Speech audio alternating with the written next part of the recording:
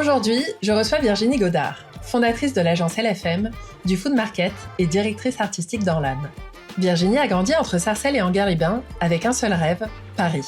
Graphiste de formation, elle se construit dans la mode, tombe amoureuse de Berlin et finit par entrer avec une idée en tête.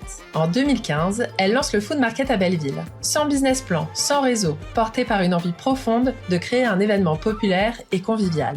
Résultat, 60 000 jeux viens sur Facebook dès la première édition. Aujourd'hui, elle totalise plus de 110 éditions en 10 ans sur la voie publique, du quasi jamais vu à Paris. Elle dirige aussi une agence qui produit des événements pour les plus grandes marques. On a parlé du succès fou d'une carte de visite qu'elle avait designée pour la muse de Castelbajac, de sa conviction que la food est le vecteur d'émotion numéro 1 pour les marques, et de son approche de l'entrepreneuriat, ne jamais commencer par la gestion du risque, mais par la passion. Bonne écoute! Salut Virginie. Salut Vanda. Je suis trop contente de t'accueillir ici. C'est vrai que dès qu'on se voit, on rit tout de suite beaucoup. C'est vrai, faut se calmer. Ou pas. En fait, je pense que c'est un peu la marque de fabrique ici, et avec toi, encore plus. On va juste essayer de tenir le temps à partie. Bon, les habitués commencent à savoir que j'ai du mal à tenir le temps, mais avec toi, je sais que ça peut être compliqué, puisque quand on fait des déj, on termine vers 16h. Oui, à peu près. Voilà, donc... Mais on travaille beaucoup. Hein. Oui, mais c'est très prolifique. Et donc Virginie, si je t'ai invitée, on s'est rencontrés il y a 2-3 ans, je ne sais même plus. D'ailleurs, je t'avais découvert dans un podcast et on en parlait tout à l'heure. C'était sûrement le podcast Casserole de Zazie Tavitian, si des gens veulent l'écouter. Je pense que c'était sorti pendant le Covid. Et je m'étais dit, mais cette fille, elle a l'air géniale et tout. Et puis, j'ai commencé à suivre ce que tu faisais. Et donc, on va en parler bien sûr, mais juste pour t'introduire. Tu produis des événements génialissimes, que ce soit le Food Market à Belleville, que beaucoup de gens connaissent à Paris, comme avec l'agence LFM, beaucoup d'événements que tu fais pour des marques. Donc, je suis trop contente de t'accueillir ici. Comme tu sais, j'aime bien comprendre d'où viennent les gens. Donc, on a dû en parler il y a quelques années, mais c'est très bien comme ça, c'est pas tout frais. Donc, comprendre comment t'en es arrivée là, qui était la petite Virginie, qu'est-ce qu'elle aimait et comment elle est devenue Virginie Godard, présidente de l'agence LFM et de le Food Market. Wow. C'est présidente, c'est ça? Ou fondatrice? Je mets fondatrice, je sais jamais trop comment me définir, mais présidente, c'est un peu pompeux. Ouais, non, c'est trop. Sérieux? Ouais, c'est trop sérieux. Alors, on va commencer par le beaucoup plus gentil, le beaucoup plus enfantin. Qui était la petite Virginie? Où est-ce que tu es née? Entourée de qui? Dis-moi tout. C'est hyper introspectif. Oui. La petite Virginie, moi je viens du 95, qui est quand même un truc qui me définit pas mal dans tout ce que j'ai fait après, qui est vraiment la banlieue parisienne, donc moyenne classe, banlieue parisienne. Une petite banlieue qui est coincée entre des communes hyper Caïra Shopping, c'est-à-dire que je suis vraiment entre Sarcelles, des communes comme ça, et Anguin-les-Bains où je suis née, qui sont des communes où il y a un casino et tout ça. Et donc c'est une petite commune au milieu qui s'appelle Saint-Brice-sous-Forêt. Et qui, du coup, a cette espèce de mélange et de mixité qui m'est chère et qui m'est chère dans les projets que j'ai menés derrière, comme le Food Market, parce que je trouve que c'est hyper riche, très enrichissant, et moi, je suis hyper bien dans tous les milieux, quoi. Ouais. Donc, je me sens à l'aise vraiment dans tous les milieux. Donc, la petite Virginie, elle naît là-bas. Après, elle n'est pas hyper adaptée à la vie de banlieusarde. Ah ouais?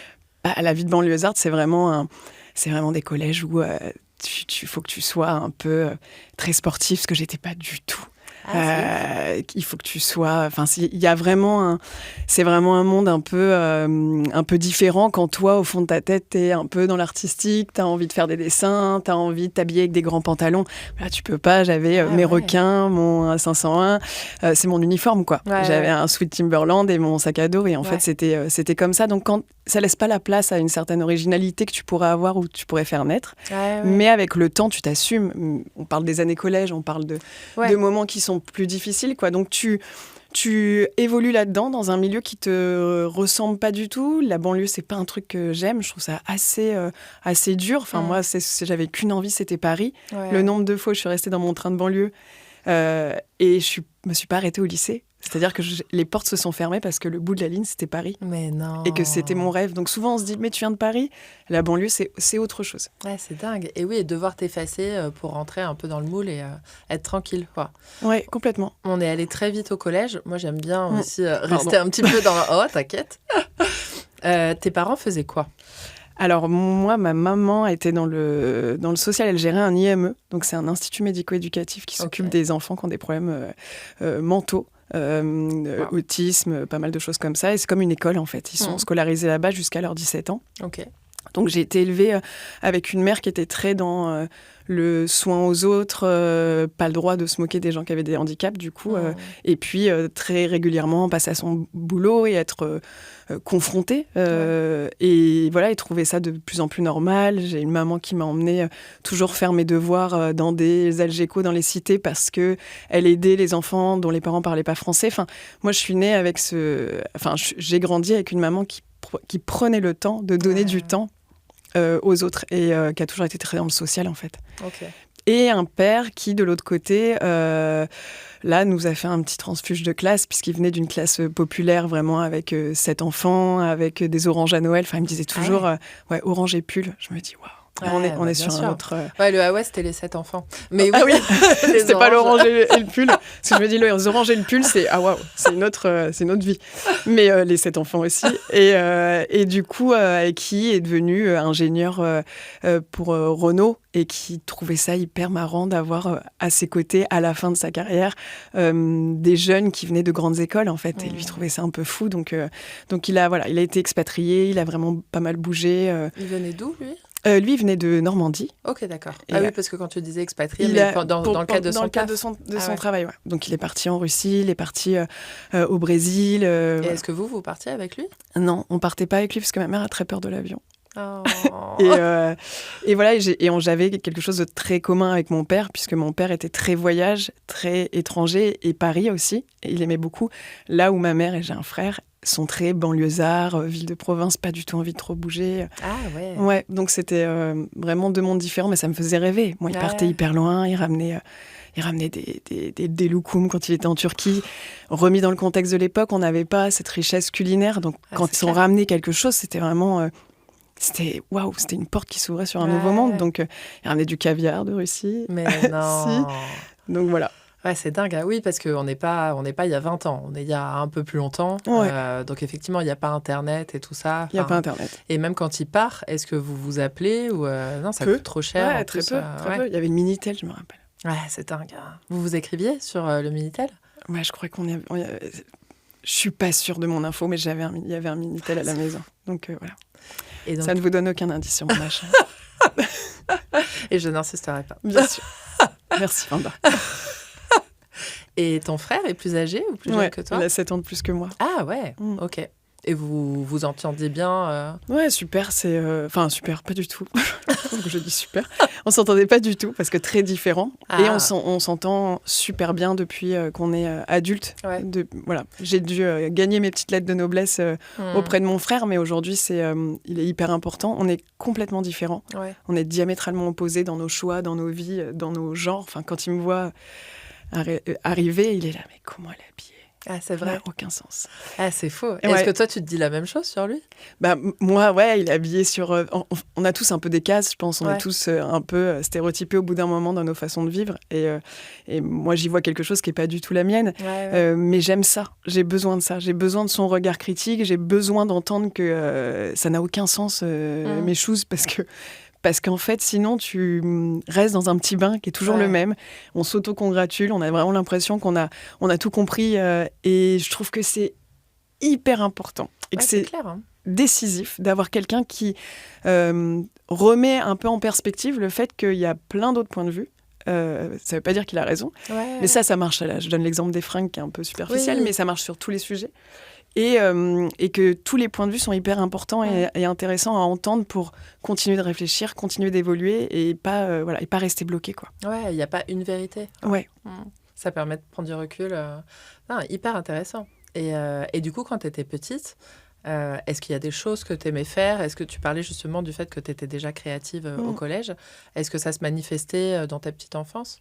Ouais, j'ai toujours fait beaucoup de dessins, j'ai toujours peint, j'ai toujours... ça, c'est vraiment le truc depuis toujours. J'étais pas sportive du tout, j'étais asthmatique, hyper maigre. Enfin, vraiment, quand je sortais pour aller faire du sport, j'avais l'impression d'être en pyjama. Enfin, c'est vraiment pas du tout de style sur le côté sportif. Mais t'avais des requins. Mais j'avais des requins, bien sûr. Je suis obligée. En 4 95, bon rêve, en 95, je ne veux pas faire autrement. J'avais un super outfit, bien Kaira Shopping comme il faut, mais que j'aimais bien aussi, mais bon. Mais ouais, très, très nourri par ça, littérature, très critique, très en colère, très politique, très... alors, pas la petite fille, mais en grandissant, c'est vraiment des choses qui ont toujours été assez importantes et je me suis assagie avec les années. J'ai un peu perdu ça, cette petite fougue révolutionnaire, mais ouais, j'avais tout ça et oui, un truc très, très artistique. Et tu savais ce que tu voulais faire quand tu étais toute petite ? Aucune idée. T'avais pas des rêves Non. J'avais pas de rêve, j'avais juste envie de Paris. Ouais. Ça, je le savais très fort. J'avais envie de cette ville, quoi. Elle permettait d'être qui on voulait. Elle me donnait beaucoup d'espoir quant au fait qu'on puisse tout mélanger et être quelqu'un et créer son propre monde. Donc ça, j'avais très, très envie. J'en ai toujours eu envie, aussi loin que je me souvienne. C'est pour ça qu'aujourd'hui, je ne veux pas dépasser le périph', parce qu'en fait, je m'en suis sortie, les gars, et j'ai pas envie d'y retourner. Il y a un peu ça. Et j'en parlais avec pas mal de gens de banlieue. Parfois, t'as ce truc de rester, voilà. Et puis, ouais, la mode, forcément, à un moment donné, ça m'a un peu tentée, ce milieu-là, mais sans pour autant... ça a toujours été très clair de ne pas vouloir en faire partie. C'est-à-dire d'être dans des boulots qui soient juste à côté, en satellite, mais pas au cœur. Ah ouais, et jeune déjà, tu te disais ça Ouais. Pourquoi est-ce que c'était une crainte Parce que je sentais que ça ne me correspondrait pas 100% et que je ne suis pas là. J'ai pas, je pense, assez de rêves et de fantasmes sur la mode pour ne me nourrir que de ça.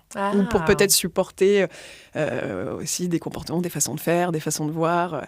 Et ça, je le savais aussi très tôt. C'est hyper mature de le savoir tôt. Enfin, moi, je sais qu'à cet âge-là, en fait, la mode, tu sais pas trop ce que c'est, à part de voir des défilés et tout ça. Tu te rends pas compte de toutes les petites mains qu'il y a derrière et tout ce qu'on peut apporter dans un milieu. Et en général, quand tu fantasmes quelque chose, c'est un peu la big picture, mais tu te rends pas compte des métiers derrière. Il y avait personne dans ton entourage qui travaillait là-dedans ou... Non. Ah, c'est dingue, hein. Ouais. Et à l'école, comment ça se passait ? Bah écoute, super. J'ai toujours eu, c'est toujours bien passé. Enfin, ça s'est bien passé toutes mes années scolaires. Pas mal de, je pense, facilité, hormis en mathématiques. Et en sport. Et en sport, bien sûr. Mais sinon, ça s'est plutôt bien passé. Et comme après, en grandissant, j'ai évolué, j'ai vu d'autres choses, je suis sortie, j'ai fait plein d'autres trucs. Disons que je me suis assise sur mes acquis. Ouais, bien sûr. Et j'ai passé le bac. Voilà. Donc, j'ai tout eu dans les temps, sans retard. Mais vraiment, sur la fin, c'était un peu juste. Ouais. Donc, j'ai vraiment fait une petite, un petit acquis de départ qui était pas mal. C'est comme un glaçon, en fait. Je me suis assise sur mon glaçon et à la fin, il restait vraiment pas grand-chose, quoi. Mais je suis passée, donc nickel. Ouais. Et du coup, après le bac, tu savais ce que tu voulais ? Du coup, j'ai fait une école d'art, d'art appliqué à Paris. Oh. Et oui, bien sûr, c'était le but. Et donc, je suis arrivée là-bas et là, c'est vraiment une sensation d'être trop contente. C'est-à-dire que le premier jour, sortez vos pinceaux. C'est pas possible. On va sortir les pinceaux, là. Et de faire des cours de nu, des paysages, de partir dans Paris, de croquer de faire des maquettes, de faire énormément de choses, les arts appliqués. Moi, j'aurais voulu rester dans une mise à niveau d'art appliqué, puisque ça s'appelle comme ça. Parce que tu touches à tout et que du coup, c'est trop bien. J'ai rencontré pas mal de mes meilleurs amis qui sont toujours les mêmes aujourd'hui à ce moment-là de ma vie. Enfin, ça a été... Et je vivais à Paris. Enfin, je me rendais à Paris tous les jours. Donc, et je pouvais être qui je voulais. M'habiller comme je voulais. Porter ma voix sur des sujets. Enfin, en tout cas, je pouvais échanger avec des gens qui étaient un peu plus comme moi. Et on s'est retrouvés à ce moment-là et c'était magique. C'est des super années. Ah, c'est dingue, hein. Oui, c'est l'épanouissement. Et tu habitais pas à Paris, tu faisais les allers-retours. Ouais, je faisais les allers-retours. Après, très maline, j'ai trouvé un petit ami qui était sur Paris pour ne plus rentrer chez moi. Voilà. Mais s'il avait été en banlieue, ça aurait été mort. Mais je te jure que je me pose la question. Non, mais je suis vite restée. Puis après, j'ai pris mon appart, j'ai pris un studio et ma vie parisienne a commencé, quoi. T'as pris un studio au bout de quoi, la deuxième année ou... Quand est-ce que c'était ? Ouais, peut-être au bout de 3 ans, je sais plus. Et tu faisais des petits boulots et tout Ouais, je faisais... Alors moi, j'ai toujours travaillé. J'ai eu mon BAFA et je faisais animatrice de colonie de vacances. Je pense toutes les vacances. Je me suis fait le ski, les vacances d'été, enfin j'ai tout fait. C'était canon. Et après, j'ai été vendeuse dans des magasins de fringues. J'ai été jamais fait de service. Ah. Ouais, jamais fait de service. Ouais, toujours vendeuse dans des magasins de fringues, vendeuse des magasins de bijoux. Ouais, toujours eu des petits boulots à côté. Là, en plus, c'était la mode et tout ça qui t'intéressait à cette époque-là. Donc finalement, c'est pas. Oui, Est-ce que la gastronomie, ça t'intéressait? Moi, j'ai vraiment toujours aimé manger. C'était toujours une phrase très bateau parce que quand je l'entends, elle m'irrite, mais je viens de la dire. Ah, c'est vrai, elle t'irrite? Ouais, enfin, pas quand, mais quand je sais pas, je trouve que c'est tellement plus riche que je la trouve un peu réductrice, mais j'avais une maman qui faisait beaucoup à manger, qui aimait bien aller s'aventurer sur d'autres terrains, encore une fois, remis dans le contexte de l'époque. Aujourd'hui, tout ce qui est cuisine du monde, c'est quelque chose, on est tous très coutumiers d'autres saveurs, d'autres choses. Je pense que les placards des Français et des Françaises ont complètement changé sur les épices, par exemple. Moi, ma mère, à l'époque, elle est partie sur des colombos, des choses comme ça. C'était quand même complètement fou de faire ça toute seule et d'aller... En tout cas, complètement fou. Ça changeait. Ouais, ça dénotait sur la famille française où on n'a pas d'origine, un petit peu. Voilà. Et donc, du coup, j'ai toujours trouvé ça incroyable. Toujours eu beaucoup, beaucoup de convivialité autour des repas. Très important chez nous. Et notamment dans la famille de mon père. Et ça, je pense que c'est les 3/4 de ma construction sur la gastronomie. Et cet amour pour ce moment-là, ils viennent de cette famille, de cet enfant qui faisait des Noëls où on était, je ne sais pas combien, quand tout le monde a trouvé des conjoints. Enfin, voilà, on s'est retrouvés à être plein à table avec... un côté très patriarcal sur la table avec mon grand-père au bout et ensuite quand mon grand-père est décédé, mon père, mais des oncles, des tantes, le trou normand, des grands plateaux de fruits de mer et des repas qui n'en finissaient plus. Pour moi, c'est l'image de la convivialité. On était tous heureux dans une petite maison, sans prétention, avec la table qui partait hyper loin, qui traversait tout l'espèce de petite maison mitoyenne collée entre deux autres maisons, avec plein de gens, plein de rires, en train de manger, de se régaler, de boire aussi. Et voilà. Et pour moi, ça a toujours été très joyeux. Et ça, c'est des choses qui sont vraiment profondément inscrites, quoi. Je peux pas m'en défaire. Ouais. Et ça, je pense que ça s'est créé à cette période-là. Ouais, en plus, une famille normande, donc j'imagine justement les bonnes crèmes, les bons produits, les bonnes recettes. Ah ouais, il y avait tout. Ah, je les ai là en bouche. Non, franchement, c'est incroyable. Il y avait un plat que tu attendais avec impatience on avait les grands plateaux de fruits de mer avec des tourteaux, des crabes,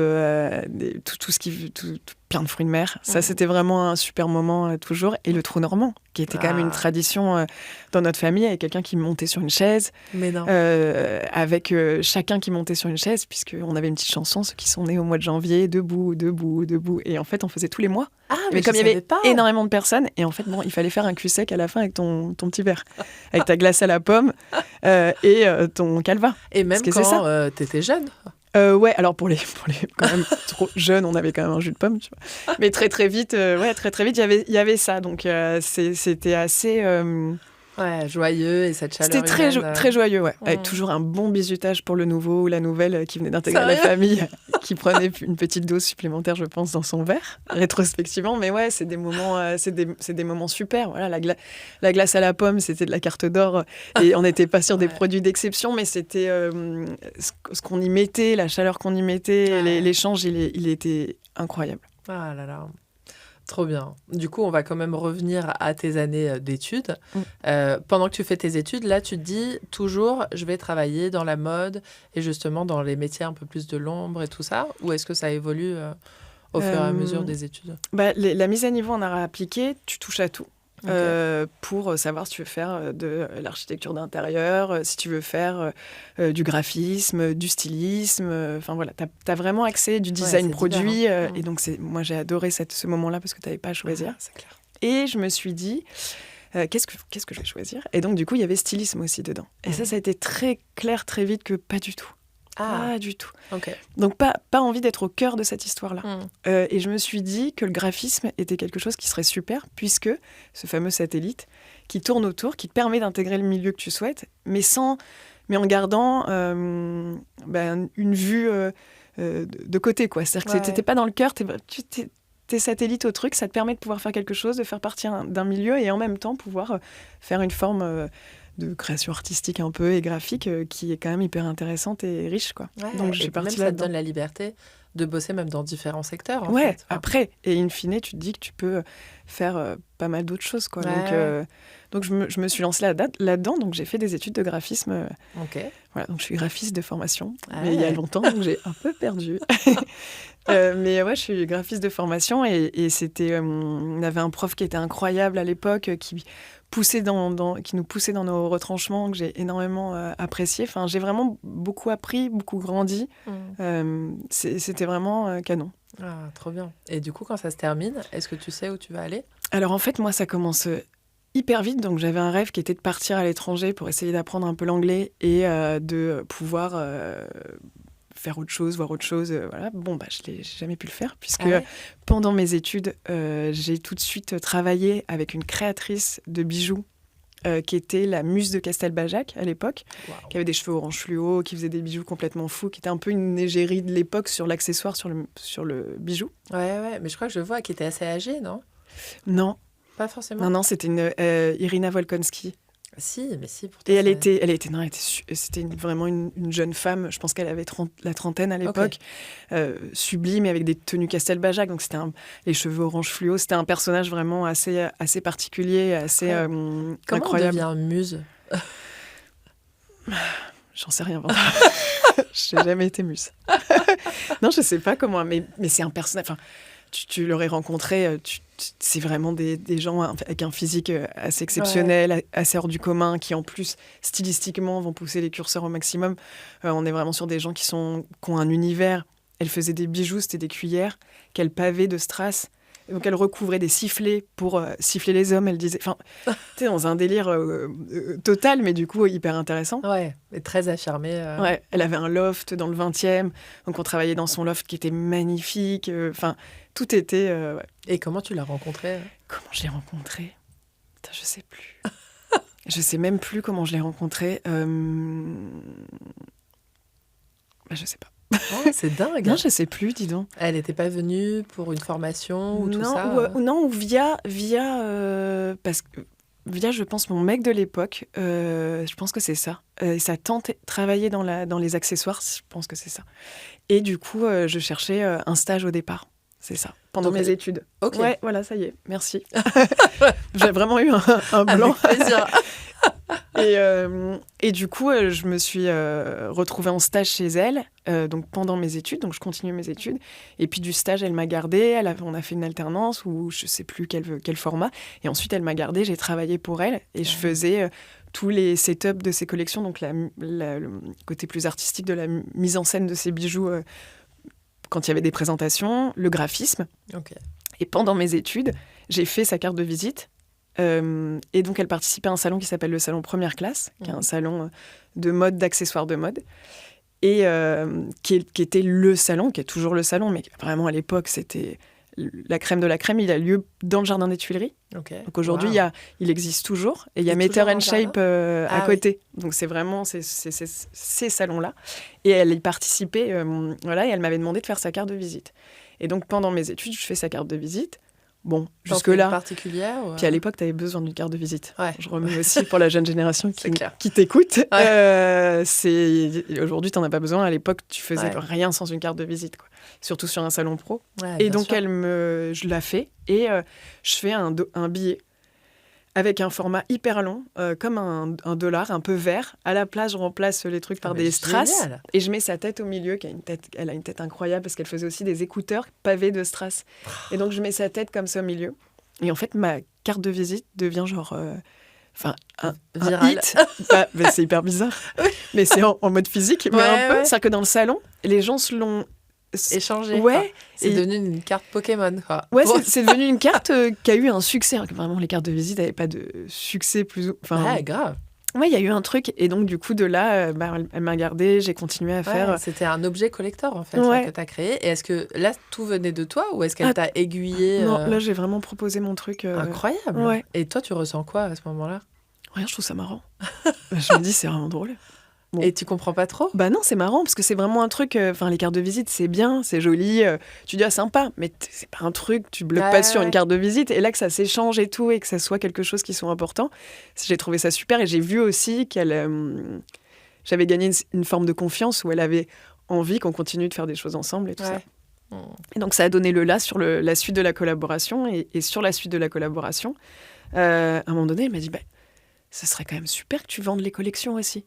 Donc, je me suis retrouvée sur les stands à faire la vente des produits. Puis après, elle me dit mais il y a des salons à Berlin, il faudrait que tu y ailles. Et donc, je suis partie à Berlin. Et donc, moi, j'ai installé le stand puisque je faisais aussi la déco. Et je vendais les collections. Et elle me dit mais tu parles anglais ? Je dis pas vraiment, non. Elle me dit c'est pas grave. Et j'allais à Berlin. Mais non. Si, donc on était 2 et on allait à Berlin. Alors elle venait avec nous parfois et on faisait des salons incroyables. À l'époque, qui était le Bread and Butter, c'était des salons. C'était une grosse fête géante. Toutes les marques venaient avec énormément de budget, donc ils refaisaient des piscines, des pistes de ski, enfin quasi. C'était vraiment des niveaux. Et j'arrive à Berlin. Et là, je tombe amoureuse de Berlin, mais c'est ma rencontre avec Berlin, c'est là. Ouais. Et puis, je me mets à vendre des collections avec un anglais hyper approximatif, mais ça passe.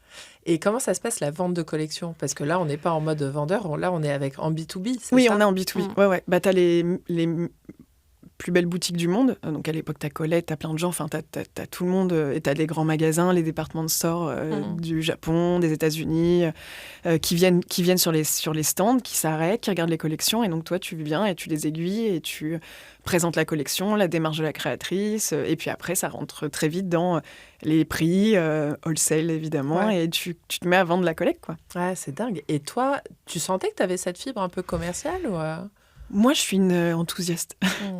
Je suis vraiment... Il y a un projet, ça me plaît, j'y vais. Enfin, c'est vraiment je pense que c'est un trait de caractère de tous les gens qui entreprennent en général.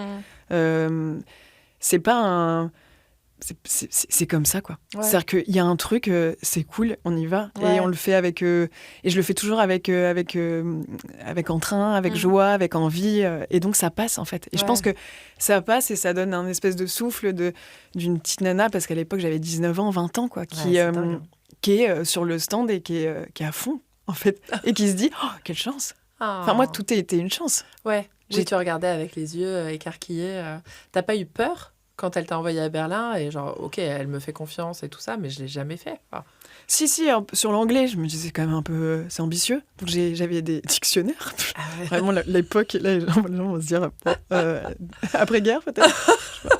Mais des dictionnaires et tout, traduction de tout pour me préparer. Je me suis préparé des fiches parce que sur du wholesale et tout, il y a un jargon technique sur les strass, sur la manière dont on colle des bijoux, enfin, dont elle est réalisée, où il fallait que moi j'apporte un support technique. Donc je révisais. J'ai révisé et tout. Mais j'ai vécu des trucs de fou. On a rencontré des équipes de Quicksilver, on est parti dans le tourbus. Enfin, j'ai vécu des trucs, mais laisse tomber. J'ai fait des soirées dans des lieux pas possibles. J'ai vu des matchs de foot. Enfin, franchement, c'était génial. C'est dingue. Ouais, c'était vraiment super. Et donc, ce coup de foudre pour Berlin. Ouais, coup de foudre, complet, total. Et je pense que quoi, du coup, à ce moment-là ? Les villes, c'est comme les gens, en fait. Tu as des coups de foudre ou pas, et c'est pas rationnel. Ça marche ou ça marche pas. Londres, par exemple, ça prend pas avec moi, et pourtant, ça a l'air super, mais Londres n'est pas... J'ai plaisir à y aller de temps en temps, mais ça n'a jamais... Il s'est rien passé, on s'est pas rencontrés avec Londres. Ouais. Alors que Berlin, j'ai mis un pied là-bas et j'ai tout aimé. J'ai aimé le fait que ça soit un peu beau et un peu moche. J'ai aimé le mélange des genres. C'est toujours pareil. Alors, là, tu vas voir que ça revient. C'est le mélange de population. Et Berlin en est l'exemple parfait. C'est-à-dire que la mixité à Berlin, le mélange des personnes, il est quand même vachement plus réussi que chez nous. Tu le vois dans les transports. Tu as vraiment... Et à chaque fois, je donne cet exemple qui est hyper stéréotypé, mais c'est vrai, je l'ai vécu beaucoup d'années.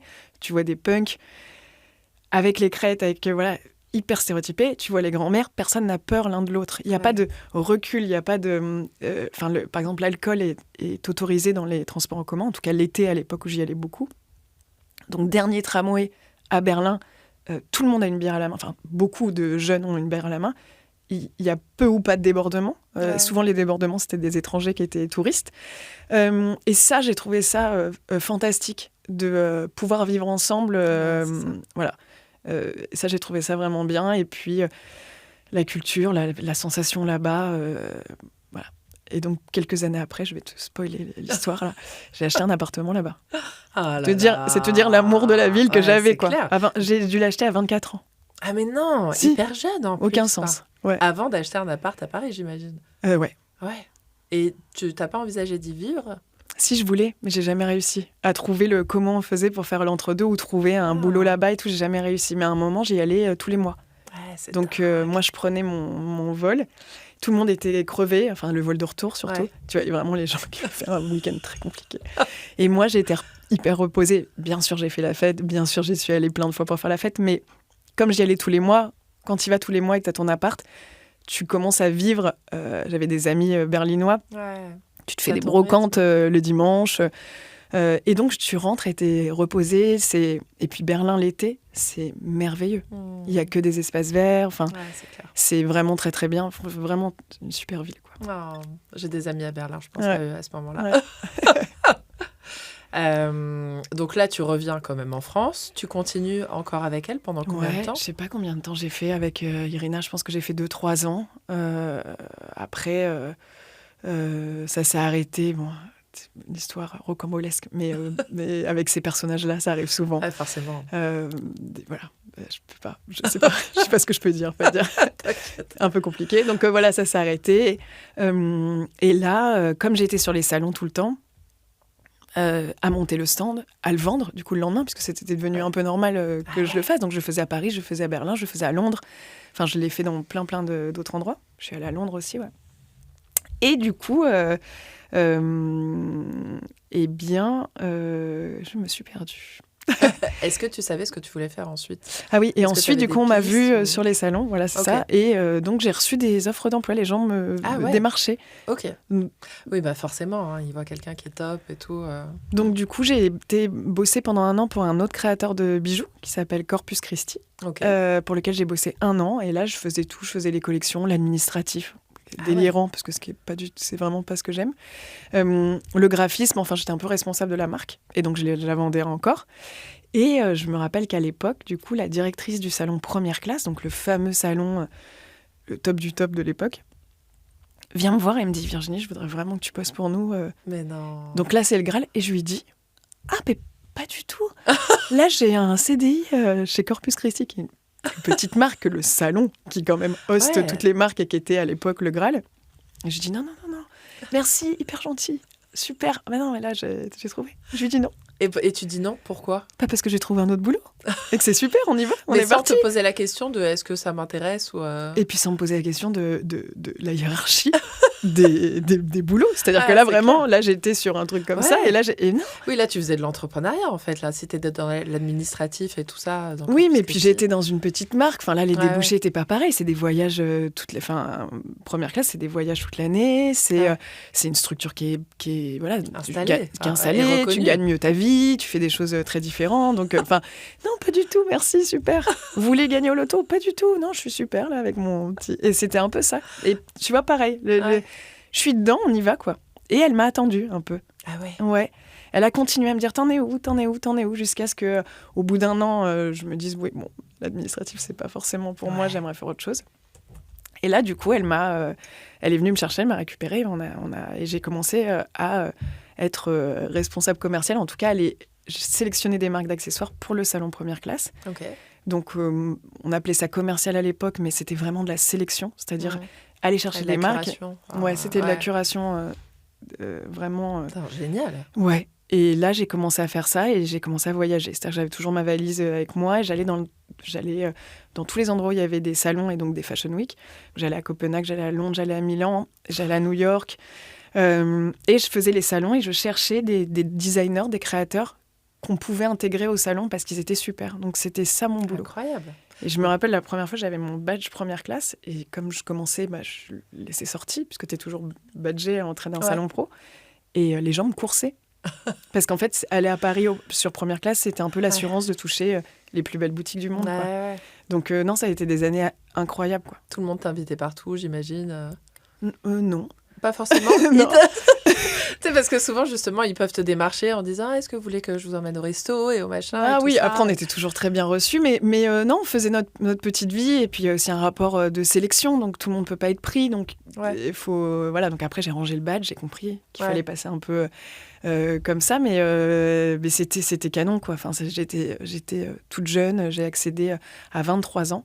À un poste à responsabilité, je cherchais quelqu'un de 30 ans et j'ai pris le poste à cet âge-là et voilà, j'ai voyagé, j'ai sélectionné, et puis j'ai appris, tu vois, puisque je devais parfois dire non à des producteurs, par exemple, de chaussures qui étaient dans le paysage depuis 20 ans, donc des messieurs de 45 ans qui me voyaient arriver, qui devaient se dire « Putain, il m'a envoyé la stagiaire ».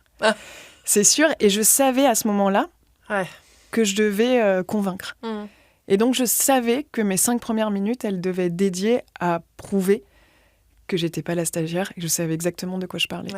Et tout ça, je trouvais, a été un apprentissage hyper riche pour moi, parce que je savais que j'étais jugée au vu de mon jeune âge, parce que ça se voyait, mais je voulais donner le change par mon expérience. Et c'est pour ça que très vite, notamment, j'ai dit à mon patron, qui était Xavier Clergerie, je parle à des gens qui font de la chaussure, je ne sais pas comment on fait des chaussures. C'est pas normal. Il faut que tu me montres. Et donc, on a été voir les usines de son père.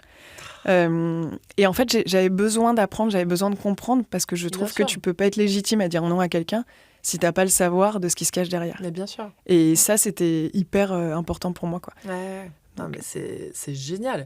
Et c'est dingue que tu aies fait tout ça aussi jeune. Tu te rends compte à ce moment-là que tu es très jeune pour tout ça ? Ouais, on me le dit. On me le dit, je le ressens, mais comme d'habitude, je suis trop contente. Je suis vraiment trop contente d'être là. Et donc, du coup, je pense que je suis trop contente. Du coup, j'apporte des idées. Donc, je commence à faire à créer des endroits. Il y avait des endroits hors stand. Donc, tu as les stands de marque. Et puis, tu as des endroits où il se passe des choses pour que le visiteur, il voit d'autres choses. Ça lui donne des tendances aussi pour ses magasins et pour ce qu'il veut faire, ce qu'ils veulent ou elles veulent faire. Et là, on commence à faire des formats hors stand. Et je commence à proposer des trucs autour du hip-hop, qui est quand même quelque chose avec lequel j'ai grandi et un de mes courants musicaux préférés. Est-ce que tu dansais ? Tu faisais des cours de danse ? Non. J'adore danser toute seule, mais je suis sans cours de danse.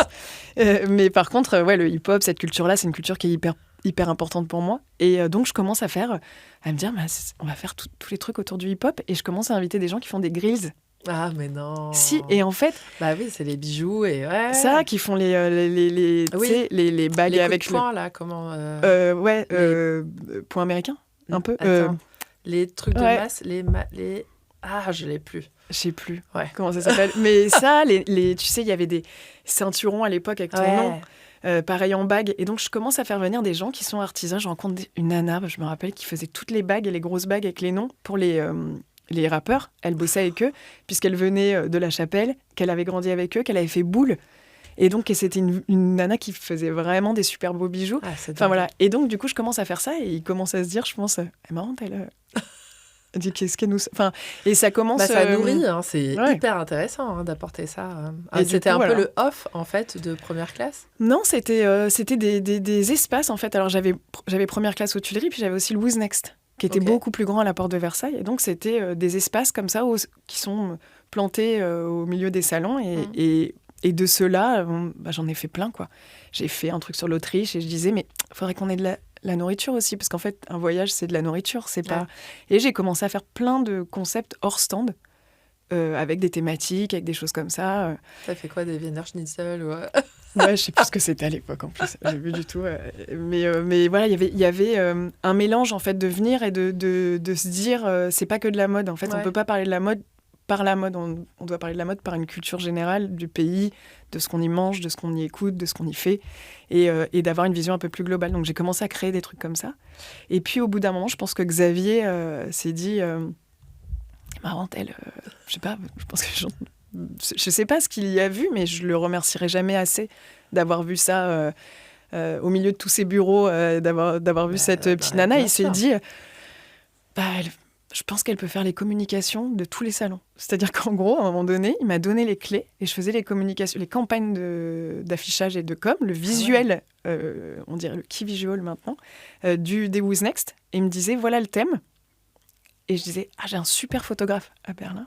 Malines. Et donc, je partais voir mon photographe, j'avais tout organisé. Et je revenais, je disais, voilà la campagne. Mais qui te donne cette possibilité? Ouais.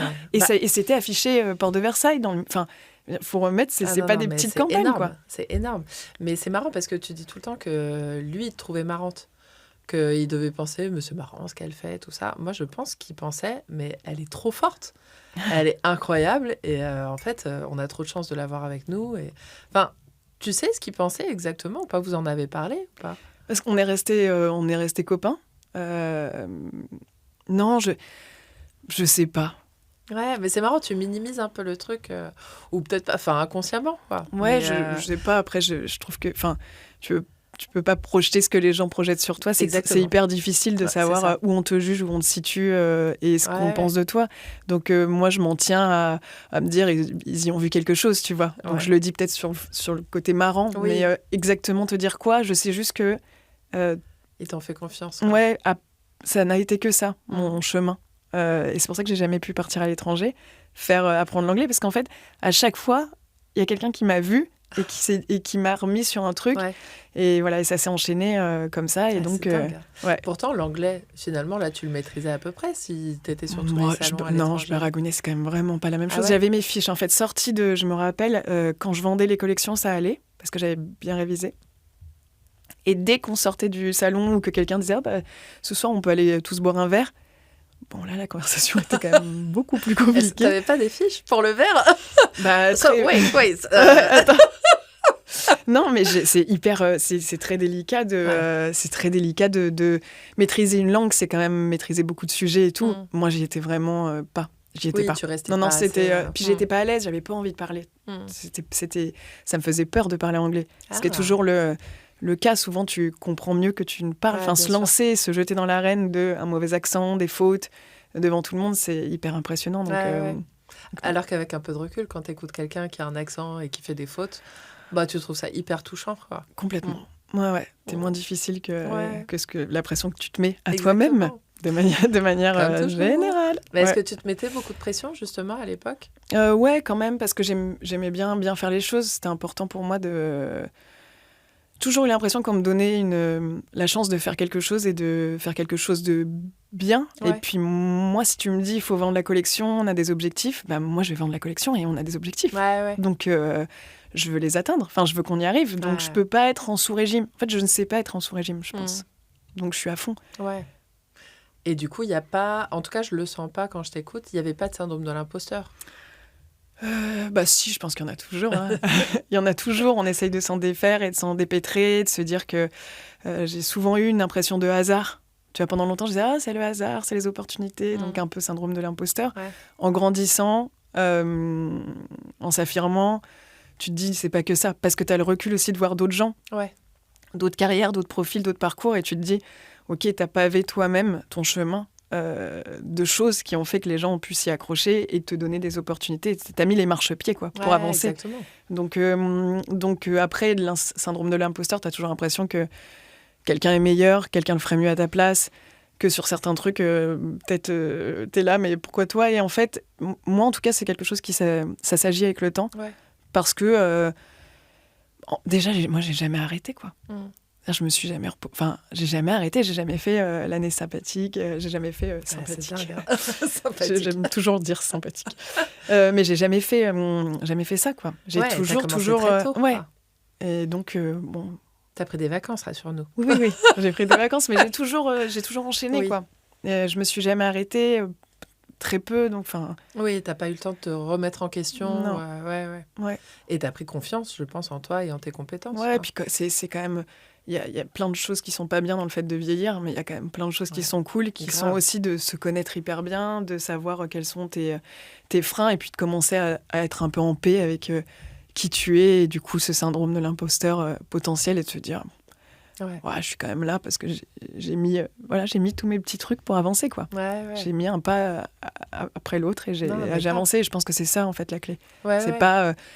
T'es pas plus exceptionnel qu'un autre et tout. C'est juste, tu t'es donné à un moment donné plein d'opportunités. Et c'est ce que je dis souvent à ceux qui veulent créer des choses. Je pense que dès que tu crées quelque chose, une société, Là, en l'occurrence, le food market, pour moi. On va y revenir certainement, mais... Non, pas très intéressant, franchement. Mais quand tu crées quelque chose, mais même une brocante, t'as envie de te faire un vide-grenier, peu importe ce que tu fais. À partir du moment que tu le fais, on va te voir. Ouais. Quelqu'un va te voir. Alors quelqu'un, peut-être que ça donnera rien, mais quelqu'un t'a vu. Ouais. Et en fait, il va se passer quelque chose. Tu vas générer une ouverture qui va faire qu'il se passe quelque chose. Et ça... c'est un peu le parcours, quoi. Oui, et c'est un peu cette magie, parce que c'est des choses qu'on n'avait pas prévues. Enfin, on ne contrôle pas, en fait, finalement, qui va nous voir et qui va avoir une idée ou qu'est-ce qu'on va nous proposer, quoi. C'est la magie de l'action. Exactement. Ouais. Alors, on va rester là-dessus. Merci, c'est tout pour moi. C'est l'entracte. Voilà. Non, malheureusement, ma pauvre Virginie, il n'y a pas d'entracte. Je bois des petites gorgées de thé parce que ça commence Oui, tu peux boire. C'est vrai, j'ai le droit. Bien sûr. Je fais du bruit avec ma bague aussi, il doit pas être content.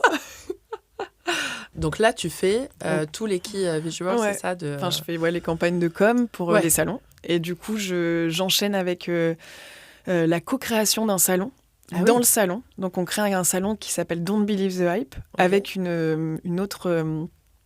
femme qui a une vision super qui s'appelle Bépi Valerio dans son petit surnom Instagram, Véronique Loiti dans son vrai nom de scène, et on crée avec du coup Xavier un salon, donc Don't Believe the Hype, qui va venir se créer au milieu du salon première classe. Et là, l'idée, c'est d'avoir les jeunes marques hyper tendance, et on va avoir Lacoste sur sa ligne live, on va avoir... Estelle Anania qui fait les premières chaussures en cuir vegan. Une de mes plus chères amies qui s'appelle Elena Kerbisch, qui a Lena Clax, qui va venir avec sa collection de bijoux. Et on a comme ça des stands, et donc on casse les stands, on les met sur des tables, on crée un truc hyper ouvert, et on se dit, on va mettre de la nourriture, en fait. Et donc au milieu, on crée un bar ouvert, et on se dit le matin en fait il reçoit des oignons, il reçoit des trucs, et ça cuisine, ça coupe le truc, ça cuisine, et le midi il sert ce qu'il a cuisiné. Et ça, à l'époque, t'es loin. Surtout dans les fringues et tout ça, enfin, t'as peur que les odeurs elles imprègnent. Alors ça c'est le deuxième step, c'est la fausse bonne idée. Ça s'appelle une fausse bonne idée. Donc toi t'es là, mais c'est génial et tout, et à l'époque la gastronomie, les gens s'en fichent un peu, hein. C'est vraiment... On est en quelle année là à peu près? 2012. Ah ouais, on est déjà en 2012, ok. Mais 2012 ou 2010, on est dans non, on doit être on est dans ces eaux-là. Okay. 2010, entre 2010 et 2012. Oui, mais il n'y a pas encore la hype de la gastronomie. Non, pas encore. Ça commence, mais c'est pas du tout dans un salon pro. Il y a dû avoir un Top Chef, quoi. Un truc comme ça, à la télé. Ouais. Mais vraiment, c'est le début, quoi. C'est les balbutiements, donc t'as pas... Donc de mettre de la nourriture en milieu de salon et de faire cuisiner quelqu'un en vrai, en live, c'est un peu du jamais vu. Et donc, fausse bonne idée, parce qu'en fait, ça sent. Et donc, les gens qui vendent leur collection, ils sont pas contents du tout, et donc ça marche pas, et on se dit qu'on n'a pas... Bon, on le refera pas comme ça. Mais du coup, vous le faites quand même à ce moment-là? On le fait, il est là, et la personne qui est là, c'est Christophe Juville. Mais non. Si. Incroyable. Parce que Véro était de Marseille, donc Véronique Loiti, et de Marseille, elle connaissait Christophe, qui avait son premier Spock. Ok. Et donc, c'est Christophe avec son premier Spock qui tient le stand. Christophe Juville, pour ceux qui ne savent pas, gros entrepreneur dans la food. Ouais, qui a maintenant Lolo, enfin voilà, qui a ses restaurants. Et à Marseille et tout. Ouais. Incroyable. Donc, hyper drôle. Et on se rencontre à ce moment-là avec Christophe. Et oui, donc c'était un ami. Et toi, finalement, c'est peut-être la suite logique de ce que tu faisais déjà dans les stands à part avant, entre l'Autriche, c'est les jeunes tendances et tout ça. Finalement, tu mixes un peu tout ça pour continuité. En faire un salon dans le salon. Ouais, c'est d'autres prises de parole, c'est des visions un peu plus globales. Voilà, on va avoir des artistes. Enfin, on commence à toucher à plein de choses qui, moi, m'éclatent et m'épatent un peu. Ouais. Donc, c'était très, très chouette. Et là aussi, on te laisse carte blanche. Ouais. On nous laisse carte blanche, mais à côté de ça, moi, à l'époque, je suis toujours responsable des accessoires pour première classe. Donc, je fais les deux. Et c'était un peu la mission secrète. Bon, là, s'il m'écoute, c'était pas ta meilleure, Xavier. Il me fait faire ça en sous-marin, en interne, parce que Véronique était en externe. Ah. Et donc, moi, je fais un truc au sein de mon travail, sans le dire à ma boss. Et donc, à un moment donné, ça passe plus du tout, quoi. Ah ouais.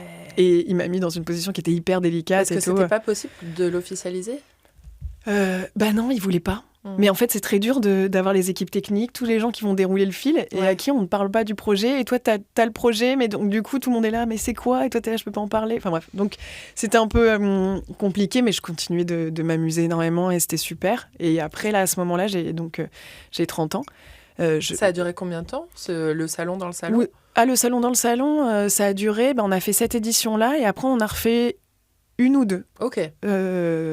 Toujours avec de la bouffe ou finalement Si, enfin en tout cas, toujours en prenant un soin d'avoir quelque chose avec de la bouffe de qualité, quelque chose avec une vraie prise de parole, mais pas de cuire les oignons, pas de cuire les trucs en live. On a quand même revu Il y en a qui font la copie. moins d'odeur. Ouais. On a revu la copie à la baisse un peu, mais voilà. Et là, du coup, j'ai 30 ans et je peux pas faire beaucoup plus. C'est-à-dire que j'ai pas de velléité à virer ma boss de l'époque qui fait très bien son boulot et que j'ai pas du tout envie de le faire. Moi, ni Xavier, c'est son salon. Enfin, je vais pas. Enfin, donc je suis arrivée un peu là pour le coup. Je déteste les gens qui disent j'ai fait le tour, donc j'ai pas du tout fait le tour. Mais moi, dans mon expérience et dans mon petit parcours, je suis arrivée, je pense, au bout de ce que je pouvais faire. Et 5 ans avant, j'ai rencontré 5 ans avant la gastronomie, la food, et j'ai fait une rencontre, comme j'ai fait une rencontre avec Berlin, j'ai fait une rencontre avec le vin. Donc j'avais un de mes meilleurs amis qui m'emmenait aux 2 amis à l'avant-comptoir, qui commençait, qui me disait « faut que je t'emmène là, faut que je t'emmène là ». Et donc on allait dans ces endroits où il y avait du vin nature, des petites assiettes, mais pareil à l'époque. Il y en avait, je pense, 10 dans Paris. Ouais, c'est vrai. Et on se retrouvait. C'était les premiers. Et on se voyait, parce que c'était toujours les mêmes personnes qui étaient là-bas. Donc c'était des tout petits groupes. Et on m'a fait goûter du vin naturel, nature. J'ai à coup de foudre. J'ai câblé. Je me suis dit, qu'est-ce que c'est ? Et là, la palette aromatique, l'ouverture sur un autre monde et cette convivialité, ce bonheur que tu as quand tu manges bien et que tu bois bien, et que tu es avec des amis. Bien et en fait, moi je le dis souvent, si je mange bien et que je bois bien et que je suis bien, je dis souvent, ça peut s'arrêter là, je suis super. Ouais, c'est clair. C'est vraiment mon highlight, je suis au sommet. Ouais. Je suis au sommet à chaque moment. Et en fait, ça m'a créé une passion. Enfin, j'ai vraiment été... J'allais dire une dépendance. Ouais, une dépendance. J'étais tout le temps au resto, tout le temps... Et j'ai trouvé ça. Et puis de découvrir des saveurs, des mets, des façons de faire, et puis après, derrière, des produits, des producteurs, de comprendre comment ça marchait, de comprendre... Parce que moi, j'ai été élevée en banlieue avec des supermarchés, et de comprendre... que les saisons, de comprendre tout ça semble hyper logique et normal aujourd'hui. Ouais. Et encore. Moi, j'ai dû déconstruire une éducation vraiment de banlieue et de nana qui a grandi dans des années pendant lesquelles on s'en fichait. C'était l'hyper-industrialisation. Voilà. Et il n'y avait pas le sucre, les taux de... Mais tout le monde s'en fichait. Moi, là, aujourd'hui, je vois les paquets de céréales, il y a marqué moins 40% de sucre. Tu en goûtes un. C'est un bout de sucre, le truc. Qu'est-ce qu'on a mangé ? Je sais pas ce que j'ai mangé, mais vraiment. Et on a beaucoup mangé. Ouais. Et on a survécu. Mais bon, là, les effets qui se coulent arrivent. Les maladies et les machins sont... Mais bon, peu importe, mais d'apprendre tout ça, en fait. De défricher tout ça et de découvrir un monde dans sa globalité qui part de la source, de la racine, pour arriver à donner beaucoup de plaisir, in fine, et beaucoup de convivialité. Ouais. J'ai adoré ça, quoi. Et je me suis dit à 30 ans, tiens, si tu faisais un truc qui a un sens pour toi, enfin en tout cas qui te passionne, et puis fais un truc. Est-ce que tu es capable de faire un truc, Virginie, sans une structure ? Et ça, je me suis dit, parce que, syndrome de l'imposteur, parce que est-ce que je suis capable, parce que est-ce que je sais, et parce que quand tu es dans une structure, tu es dans une structure. Comme des gens qui ont monté une marque, qui ont réussi à la faire perdurer grâce à leurs équipes, parce que c'est toujours un travail collectif, mais il y a quand même à la base 2 gars, en l'occurrence, qui ont eu une vision, qui l'ont menée à bien et qui ont réussi à l'amener jusqu'à un endroit. Je me suis dit, qu'est-ce que tu fais toute seule ? C'est une vraie question. Qu'est-ce que tu fais toute seule ? Et donc, du coup, le projet du Food Market a commencé à mûrir. Et là, ça a mûri pendant que tu travaillais encore ou Ouais, je suis partie. Donc là, d'un coup, je me suis dit, faut partir. Ouais, du coup, j'ai appelé, vraiment, j'ai appelé, donc je suis restée 7 ans quand même au Who's Next. Ouais.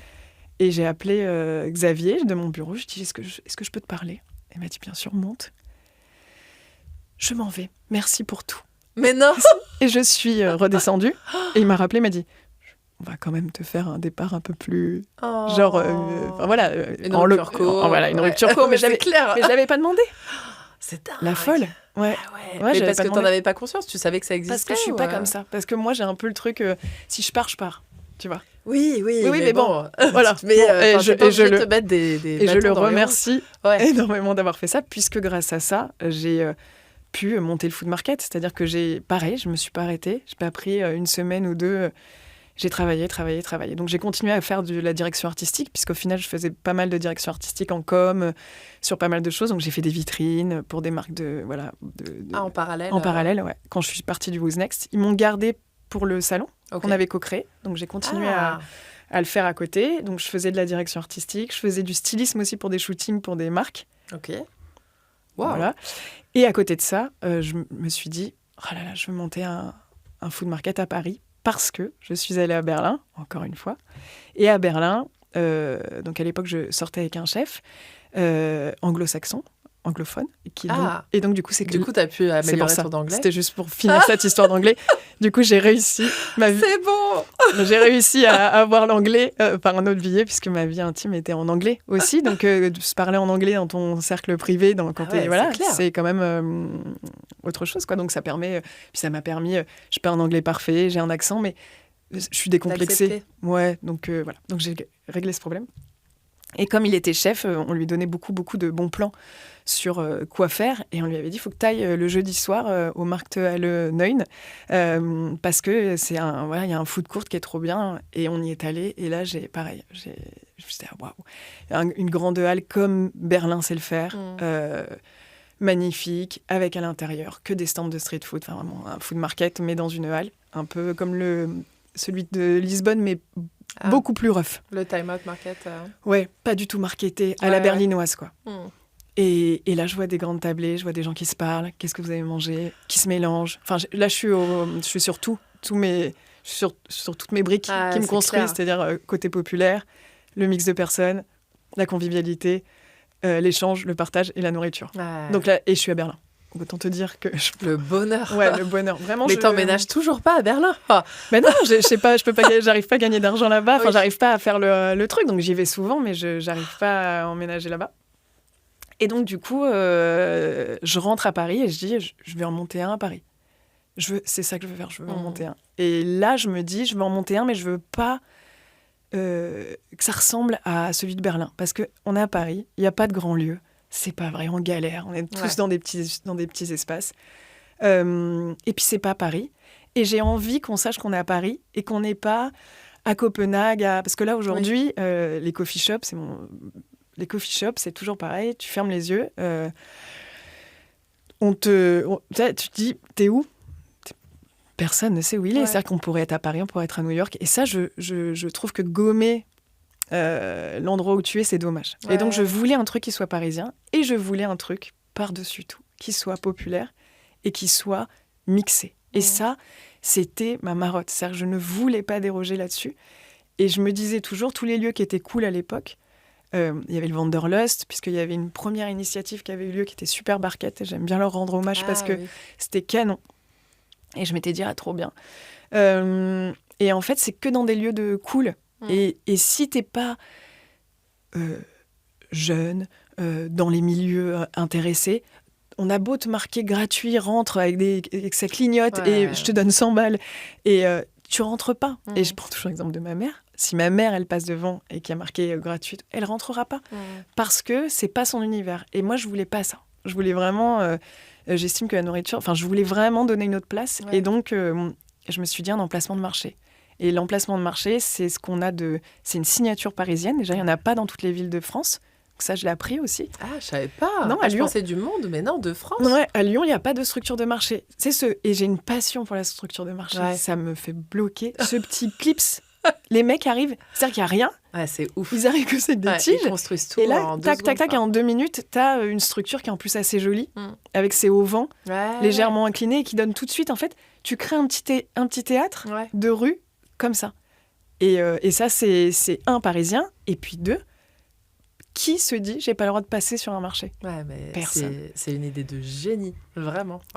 C'est une idée qui est très longue à mettre en œuvre parce qu'après c'est la voie publique, c'est la mairie de Paris et tout. Mais déjà, l'idée quand elle te vient, c'est vraiment, tu cherches quelque chose qui est reconnaissable et facilement accessible. Oui, et je veux qu'on y passe et je veux qu'on se pose pas la question, j'ai le droit d'y rentrer ou pas. Ouais. Je veux vraiment que les gens puissent y aller, quoi. Ouais. Et du coup, une fois que tu as l'idée, comment on la met en œuvre? Ouais, là c'est toujours un peu... Donc je commence par dessiner le logo. Okay. Donc j'ai dessiné à la main, là, le petit Food Market. Ah, direct, c'était ce nom-là Vraiment, il n'y a pas de brainstorm. Chez moi, c'est vraiment catastrophique les noms. J'ai remarqué, agence LFM, c'est le Food Market, je n'ai pas du tout envie de... Ouais, mais le Food Market, c'était pas déposé? Eh ben, j'ai réussi à le déposer, alors qu'en fait, tu peux pas normalement déposer quelque chose qui est descriptif de ce que tu fais, parce que sinon... c'est très, très compliqué parce que tu enlèves l'opportunité aux gens de décrire quelque chose, tu vois, et ça devient un peu une marque. Donc j'ai mis le Food Market et c'est passé. Je me rappelle, j'avais eu quelqu'un à l'INPI, j'avais appelé. Il me disait, ouais, ça bloque votre dossier parce qu'on peut pas trop déposer des marques comme ça. Et je sais plus, j'avais rappelé une deuxième fois et là, j'adore le Food Market, j'ai fait le premier. Et je pense un peu qu'il m'a aidé, ce mec-là. Ouais, il a mis son tampon, quoi. Ouais. Il l'a validé. Ouais.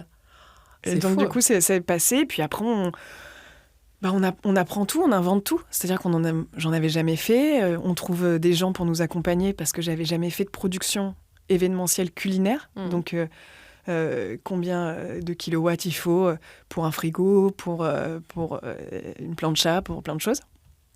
Et là, je rencontre des gens et je rencontre celle qui va m'accompagner dans la création, qui est Marie Papillon. Qui est aujourd'hui actrice et réalisatrice, mais qui, à l'époque, développe l'événementiel pour le réfectoire. Okay. Et du coup, d'un ami en commun, je viens donc avec mon petit... Vraiment, j'avais des petites feuilles imprimées, reliées. Trop chouette. Pareil, encore vraiment une époque. Et je lui fais la présentation, je lui montre. Je lui dis, voilà, je veux faire ça. Parce que tu avais dessiné tout, c'est ça? Ouais, j'avais dit, je veux faire un food market, il y aura des stands. Tout était écrit. Et puis, elle regarde, elle me dit, super, on le fait. Et parce qu'elle avait elle savait comment tu produisais un événement techniquement. Ouais. Et donc du coup, on a travaillé ensemble dessus. Puis après, tous mes amis tenaient les stands. Enfin, après, on est parti sur les stands de buvettes et autres, parce que pas restaurateur quand même. Ouais, non, mais j'imagine. Mais avant même d'avoir les stands, comment du coup tu arrives à avoir l'autorisation d'avoir accès à un marché de Paris? Ça, c'est le plus long. Ouais. Combien de temps? Franchement, c'est la sélection des restaurants pour avoir des restaurants qualitatifs assez rapide, parce que pareil, je pense que quand tu es à fond, que c'est ton projet, que c'est ton premier projet, en tout cas, j'ai réussi à convaincre que c'était une bonne idée. Ouais. Et les gens de me suivre aussi suivre dans cette aventure. En plus, on est dans des métiers passion où les restaurateurs sont passionnés et ont envie de le partager. Donc, s'il y a des nouvelles manières de le faire et tout... Donc ça a été assez simple, j'ai envie de dire. Ça n'a pas été ma difficulté. La difficulté, ça a été les mairies et l'obtention du droit de faire un événement sur la voie publique. Et ça a été hyper dur. Il fallait que j'explique ce qu'était un food market, parce que pareil, aujourd'hui, c'est logique, mais à l'époque, vraiment pas. De street food, la street food, c'était pas qualitatif. Donc, on va pas faire venir quelqu'un qui va faire à manger des trucs pas bons. Et donc, je devais tout expliquer. Et j'ai dû me battre, je me suis embrouillée avec un adjoint de la mairie du 11e en lui disant « Mais vous vous rendez compte, vous fermez la porte à des entrepreneurs, si c'est comme ça, je vais passer par la fenêtre. » Je sais plus, je me suis fait une comédia dell'arte rétrospectivement, je me dis « Oh là là, t'as été peut-être un petit peu loin. » Mais j'ai poussé, et à la fin, on l'a sorti, quoi. Mais ça, c'est une bonne année. Je pense que l'autorisation, on l'a eu 3 jours après. Mais non! Parce qu'en fait, ils font toujours ça. Ils te donnent pas l'autorisation avant. Alors maintenant, oui, mais il y a souvent eu un truc où, et surtout sur une première édition, on était là, on l'avait pas, ou on l'a eu le jour même, ou le matin même, et toi, t'es obligé d'avancer. Parce que c'est ouf. Ils ont pas les contraintes du secteur privé, souvent. Ouais. C'est vraiment 2 mondes qui se télescopent jamais et qui évoluent en parallèle avec chacun leurs règles. Et leurs règles, eux, c'est de donner quand ils donnent. Sauf qu'en fait, toi, en tant qu'organisateur, t'es obligé de prévoir plein de trucs en amont. Mais c'est clair. Donc, et tout aurait pu capoter. Ouais, complètement. Ou même, vous auriez pu avoir une amende. Ouais, je pense. Ah, c'est dingue. Ouais. T'as pas le droit. Puis t'imagines, tu fais un sacré bazar. Et surtout que, du coup, donc, le premier food market arrive enfin. Là, on regarde l'event Facebook. encore une belle indication d'époque. Et il y a 60 000 JV. Et donc, à l'époque, il y avait intéressé, JV. Enfin, vraiment, il y avait la notion de quand tu mettais JV, c'est vraiment un engagement total. Ouais. Et il y en avait... et en fait, le compteur, il s'emballait. Et c'était fou à voir. Et donc, quelques heures avant, on a déplacé les stands, on les a décalés. Donc, souvent, les gens, quand le food market est vide, ils se disent pourquoi il y a des trous entre les stands ? Parce qu'en fait, pour que les gens puissent naviguer, parce que sinon, en fait, tu n'as pas de place. Et donc, on a poussé in extremis les stands. Et il y a eu trop de monde. Je pense que pas grand monde a pu manger ce soir-là. Non. Et ça a été un carton. Enfin, c'était... blindé. Il y en avait dans les rues alentours. Les cafés, du coup, étaient ravis parce qu'ils étaient plein de gens dans un quartier où, quand même, on est vraiment entre Ménilmontant et Couronne. Donc, on est sur un tronçon qui est quand même pas ouf, surtout à l'époque. Donc, voilà, tout ça. Et ça a été... waouh. Non, mais c'est dingue. J'ai trop de questions. C'était il y a combien de temps, le premier ? 2015, juillet 2015. Ok, ouais, donc il y a 11 ans. Déjà, on parlait là tout à l'heure des trucs qui se clipsent et tout. Si vous n'aviez pas encore l'autorisation de la mairie, comment on peut installer les tréteaux Alors, j'ai rencontré les concessionnaires de marché. C'est ceux qui ont la concession pour les marchés. Et il se trouve que c'est des entreprises privées. D'accord. Qui doivent remporter des appels à projets organisés par la ville. Et donc, j'ai dû rencontrer ceux, à l'époque, qui s'appelaient cordonniers. Et donc, j'ai été les rencontrer. Et tu rentres dans un monde... En fait, il faut que tu dois convaincre, quand tu fais un projet comme ça, plein de gens différents. Ouais. Et donc, je les ai rencontrés en leur disant que j'aimerais utiliser leur structure. J'avais envie de le faire un soir de semaine, un jeudi, parce qu'à Berlin, c'était un jeudi soir. Et que je trouvais que le jeudi soir, c'est pas une sortie du week-end. C'est un vrai truc pour les Parisiens. C'est-à-dire que tu sors du taf, il y a un truc pour toi. Alors oui, c'est pas orienté peut-être forcément famille, même s'il y a plein de familles et plein d'enfants. Mais c'est vraiment un truc pour les Parisiens qui rentrent dans leur quotidien. J'avais trouvé le jeudi soir hyper bien. Et ensuite, il se trouve que le jeudi matin, il y a un marché à cet emplacement-là. Donc en fait, ils mettent les structures le matin. Donc, l'idée était de pouvoir les utiliser sans qu'ils viennent juste pour nous, parce que ça, ils n'auraient pas accepté. Ouais. Donc on a réussi à faire ça et je suis rentrée... dans ce monde, on a été les voir plusieurs fois avec Marie en banlieue et son arrière-grand-père d'un des fondateurs, c'est celui qui a inventé le clips de marché qui se mettent. Donc derrière, il avait des maquettes de l'époque, des premiers clips. J'étais comme une dingue. C'est génial, il faut faire quelque chose de ça. Ouais, c'était fou. Et puis bon, après, ils ont voulu s'associer avec moi. Ils ont voulu me racheter, mais en fait... ils voulaient me racheter pour rien. Et ils voulaient me... Voilà. Donc je me suis pas fait avoir. J'ai réussi à... Bravo, oui, parce qu'eux, ils sont là depuis la nuit des temps et ils flairent tout de suite. Ils ont voulu utiliser un peu ça. Et puis voilà, après, on a gardé de très bonnes relations avec eux. Et du coup, à chaque fois, on s'est implanté sur leur structure, moyennant finance, parce qu'après, évidemment, tu les payes. Du coup, tu payes les structures ou tu payes même la concession, tu payes la mairie, la concession, l'utilisation de la voie publique est payante. Tu payes le concessionnaire de marché. Ah ouais. Tu payes plein. Donc tu payes 2 loyers, en fait. Ouais. Ok. Après, c'est des loyers qui sont petits, puisque tu as des choses qui sont pas... les structures, elles sont là. Ouais. Donc, ils les mettaient pour le lendemain. Ouais. Donc, en fait, ils les mettent. Oui. Tu leur as pas demandé du boulot en plus, quoi. Ouais, mais ils n'étaient pas censés les retirer dans l'après, mais finalement, ils les Non. En fait, on s'est implanté au moment où ils les mettent pour le lendemain matin très tôt. Oui, d'accord. Donc, voilà. Donc, après, faut parfois... juste leur rendre propre, quoi. Parfois, avec... il n'y a pas de structure, ils n'ont pas mis ça. Tu as toujours aussi un peu ça. Mais après, avec les années, tu relativises tout. Et je ne sais pas si tu veux rentrer dans le côté finance, mais est-ce qu'à ce moment-là, vous savez comment vous allez faire ? Est-ce que vous voulez vous payer tout de suite ? Ou est-ce que, on voit qui est OK pour proposer de la street food et ils prennent chacun pour eux ? Enfin, est-ce que tu as une vision à ce moment-là de comment ça va marcher ? Aucune. Mes projets c'est l'enthousiasme. Mes projets ne commencent jamais par un business plan. Non, c'est dommage. mais non, pas de business model. J'ai mon chômage, donc je fais mon projet avec ça et du coup c'est cool. Et merci d'avoir des systèmes quand même qui permettent de pouvoir faire ça, parce qu'on se rend pas bien compte, mais c'est assez fou. C'est clair. Et non, nous l'idée, et je dis nous parce que je pense que Marie, Léa, Maxime, j'en oublie plein, mais tous mes amis on a collé des affiches, enfin vraiment on a tout fait ensemble et tout. Et Clara, qui était ma stagiaire à l'époque, pour ce projet-là, enfin on était toute une équipe, Tinou, enfin plein de gens qui ont aidé à ce début. on avait envie de le faire, quoi. On avait envie de sortir un truc. Et le début, c'était aussi un peu de se dire, est-ce que je suis capable de faire un truc ? Et tout le monde me disait, va voir le fooding. Si tu fais un truc dans la bouffe. Je disais, mais pourquoi ? Oui, est-ce qu'on peut pas essayer de faire un truc ? Et donc, on l'a fait. Et je pense que tout ce qu'on voulait, c'était de le faire et voir. Et après, les choses, elles s'organisent et elles se mettent en place d'une manière ou d'une autre selon ce que tu y vois. Mais on l'a fait, donc il n'y avait pas de vocation financière. On voulait être à niveau, à peu près. Donc, on a cherché des partenaires. Donc, on avait trouvé Converse qui nous avait accompagnés sur la première édition. Et qui avait donné des Converse. Donc, tout le staff et les restaurateurs, tout le monde était en Converse blanche. Donc, c'était hyper joli et assez, je trouve, smart de leur part parce que le Converse infusait intelligemment sur le marché et on a comme ça récupéré des sous et on est arrivé, je pense, à zéro. Après, c'est un business model éclaté. Voilà, c'est vraiment un business model qu'il ne faut pas faire, qu'il ne faut pas reproduire.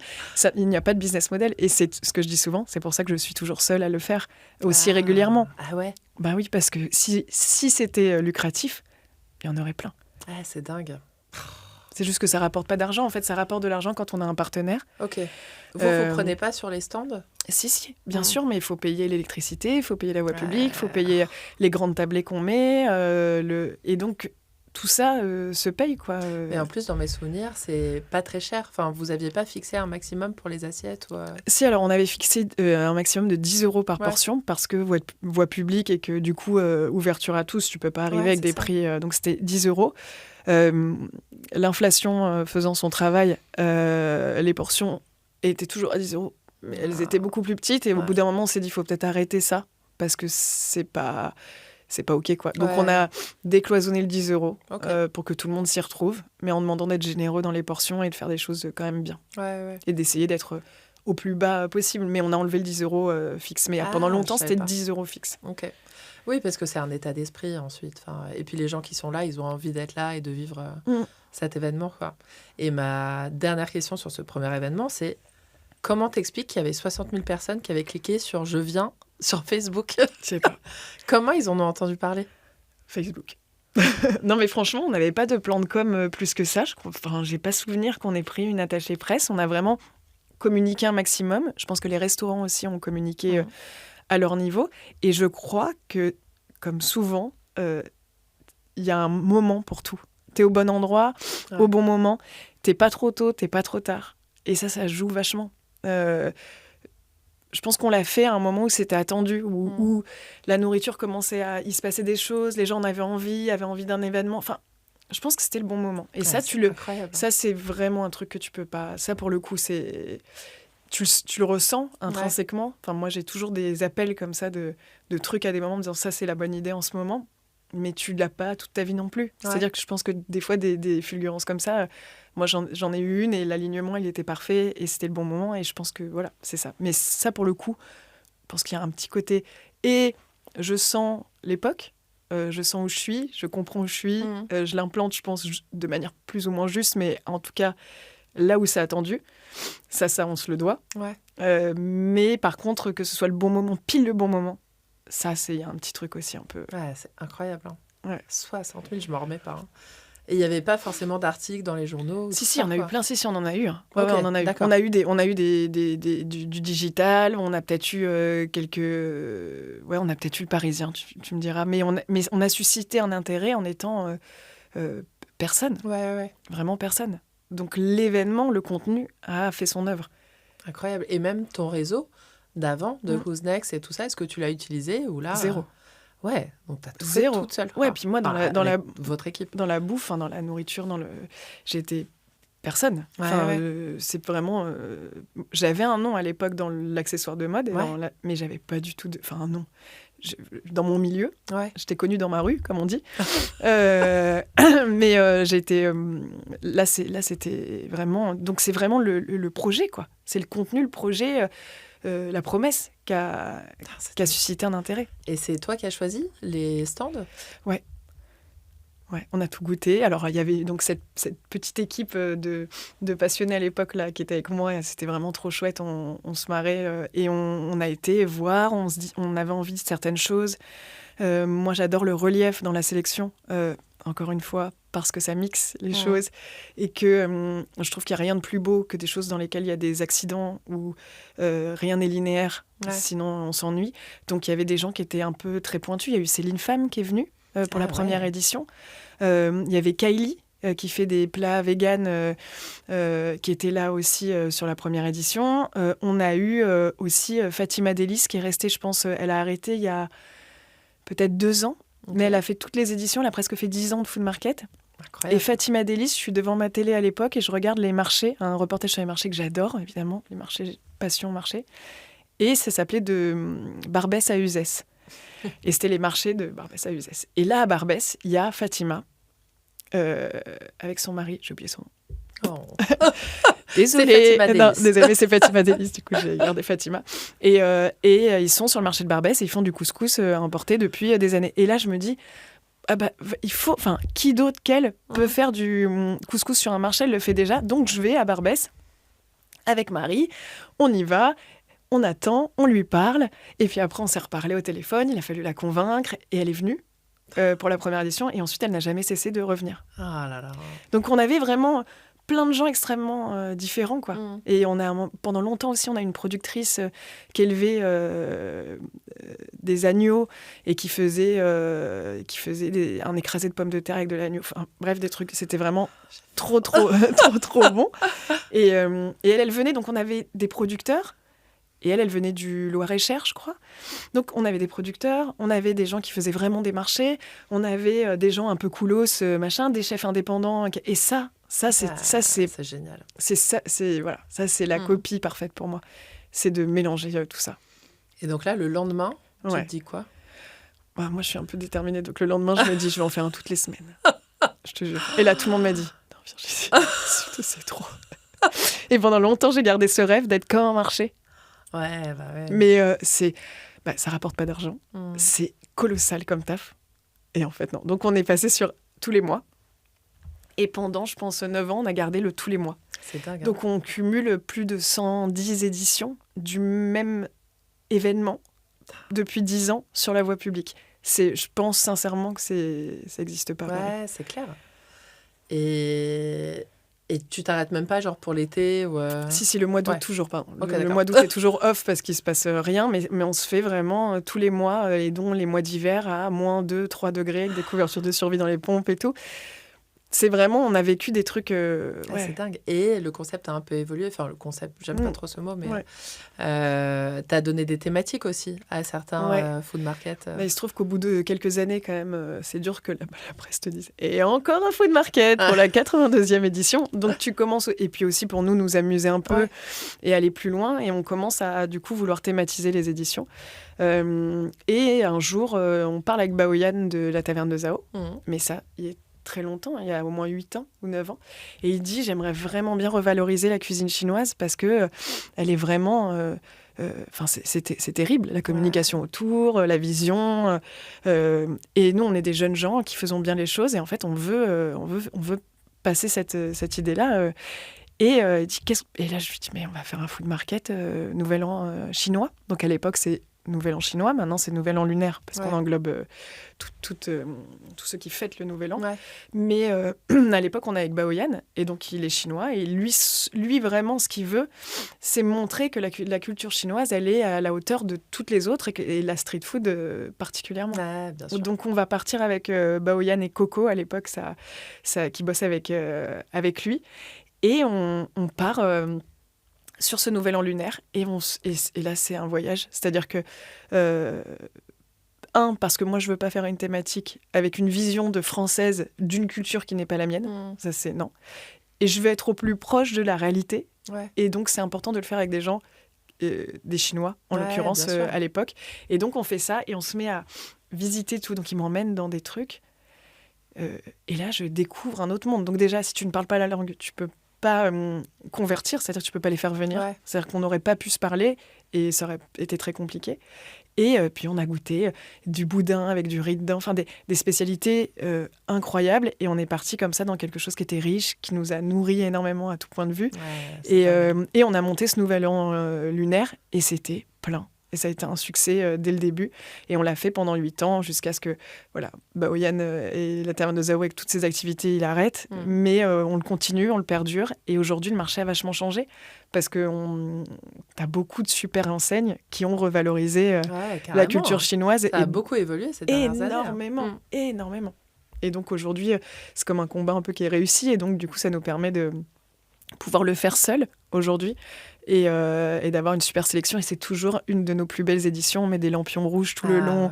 Il y a la danse du lion. Enfin, moi, c'est un moment... je suis une enfant pendant le Nouvel An lunaire. J'adore ce moment. Est-ce que tu manges toujours à tous les stands ? Je mange 0 pendant les food markets. Je mange rien. C'est catastrophique. En fait, je sais pas, c'est le moment de l'événement. Bah ouais, c'est normal. Enfin, normal. Je mange jamais. Avec l'adrénaline, d'être au taquet pour tout. C'est débile, mais je vais pas vous faire un faux truc, genre je mange à tous les stands. Non, je mange rien. Mais est-ce que tu te gardes des restes pour le lendemain ? Non. Des fois, je me retrouve à aller parce qu'on a une petite pépite juste en face qui s'appelle Dinapoli, je devrais pas le dire, mais qu'on adore, qui fait des chapatis et des briques à l'œuf. Et souvent, ma fin de food market, c'est une brique à l'œuf parce qu'en fait, vraiment, vers 11h, je suis j'ai faim. Bah ouais, voilà. C'est clair. Donc, voilà. Et donc, pendant combien d'années tu fais ce food market ? Ah si, à côté, tu fais du consulting quand même pour faire de la DA ou des choses pas pendant comme ça. la construction du food market. C'est-à-dire que je l'ai fait un peu avant le temps des balbutiements, on va dire. Je l'ai bien fait, le balbutiement. Très dur à dire. Mais quand l'idée est lancée, qu'on on produit parce qu'on s'est fixé une date à laquelle l'événement doit sortir, là, je fais plus que ça. Okay. C'est du 100% de temps. Et donc, à partir de quel moment tu fais évoluer aussi tout ça ? Parce qu'il faut que tu te rémunères. Ouais. On commence du coup à... Donc le food market passe et puis on commence à se dire que ça va être régulier. Donc je commence à avoir une vision un peu plus orientée construction de boîte de la suite. Et on commence à nous appeler pour de la programmation culinaire pour des festivals. Ouais, il y a des choses qui se passent. C'est ce que je te disais tout à l'heure. Il y a toujours... tu crées une fissure par laquelle la lumière rentre un peu. Tu crées une ouverture et il se passe toujours... Il y a toujours quelqu'un à un moment donné qui t'a vu, qui dit... Et voilà. Et donc, en plus, on a été pas mal visible, vu le succès.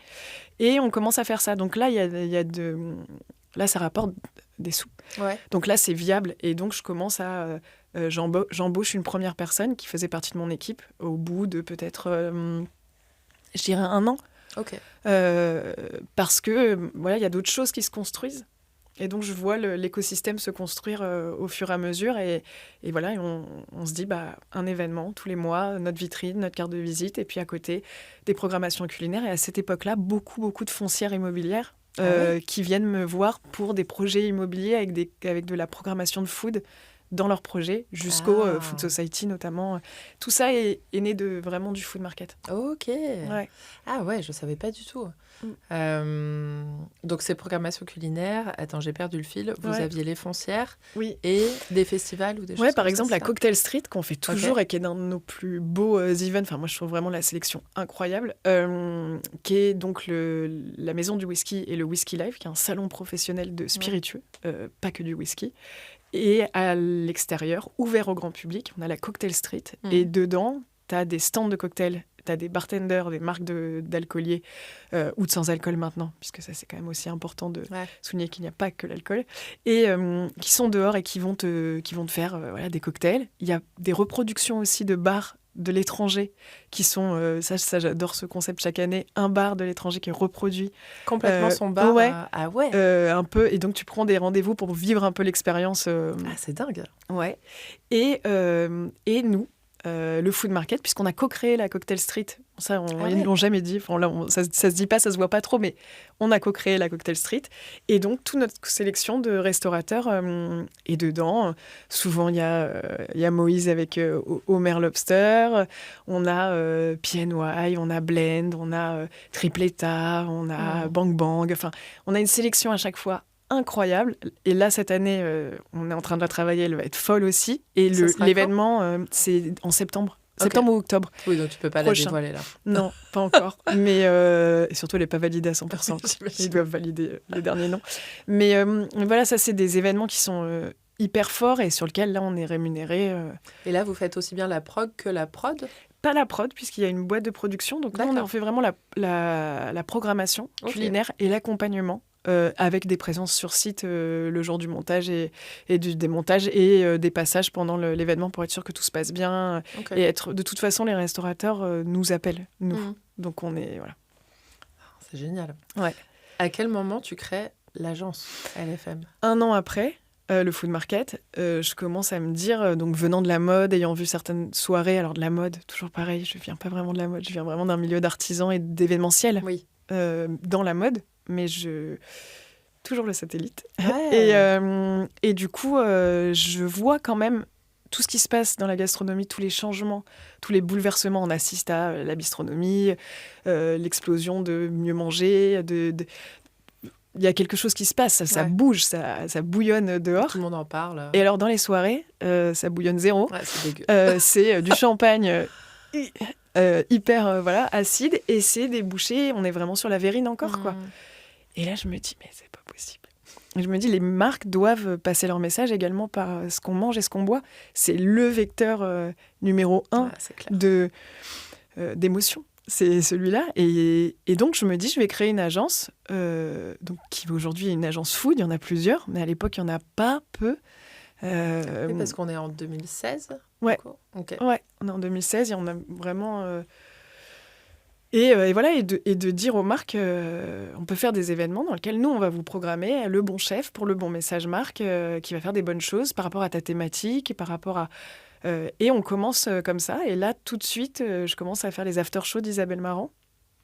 Pas mal. Genre comme ça. Ouais. Non, parce que comment ça arrive vraiment ? Oui. J'ai une copine qui est là-bas et qui, à un moment donné, dit qui me fait confiance. Parce que pareil, il faut quand même y aller. Et qui me fait confiance et qui nous confie le premier after-show. Et donc là, on se retrouve à regarder la collection. Parce que... Et à voir Isabelle Marant qui me dit, moi, j'aimerais bien... J'adore le petit ponche, j'adore le... Et elle nous donne un peu sa liste de courses. Elle nous dit, ce serait cool. Et nous, on regarde la collection et on se dit, tiens, on va lui faire... je sais pas, à un moment donné, j'ai fait des bazars, donc on reconstituait des fausses petites maisons avec dedans plein de produits et on pouvait rentrer dedans, il y avait des trucs à manger de plein de pays. Enfin, on a fait vraiment plein d'after-show et l'after-show officiel, c'est-à-dire que le défilé terminé, les gens allaient et on organisait la scéno, évidemment ce qui se mangeait, ce qui se buvait et tout, l'intégralité. Vraiment, elle nous a donné les clés et ça, on a fait ça, je pense, 10 ans. Ah, c'est fou. Ouais. Et donc ça, vous bossez tous en interne ou là, tu bosses avec des freelances Non, je bosse en interne. C'est en interne, en fait. Je commence à constituer une équipe au fur et à mesure. Après, les idées, elles sont toujours... c'est vraiment ma partie, quoi.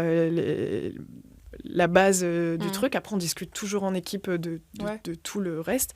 Et après, on produit nous. C'est dingue, hein. Est-ce qu'on peut dire que tu es un peu une directrice artistique ? Ouais. Plus opérationnel, plus tout le reste, en fait. Un petit mix de pas mal de trucs, quoi. Mais Qu'est-ce que tu ne fais pas ? Très mal les tableaux Excel. Ok. C'est vraiment, je déteste.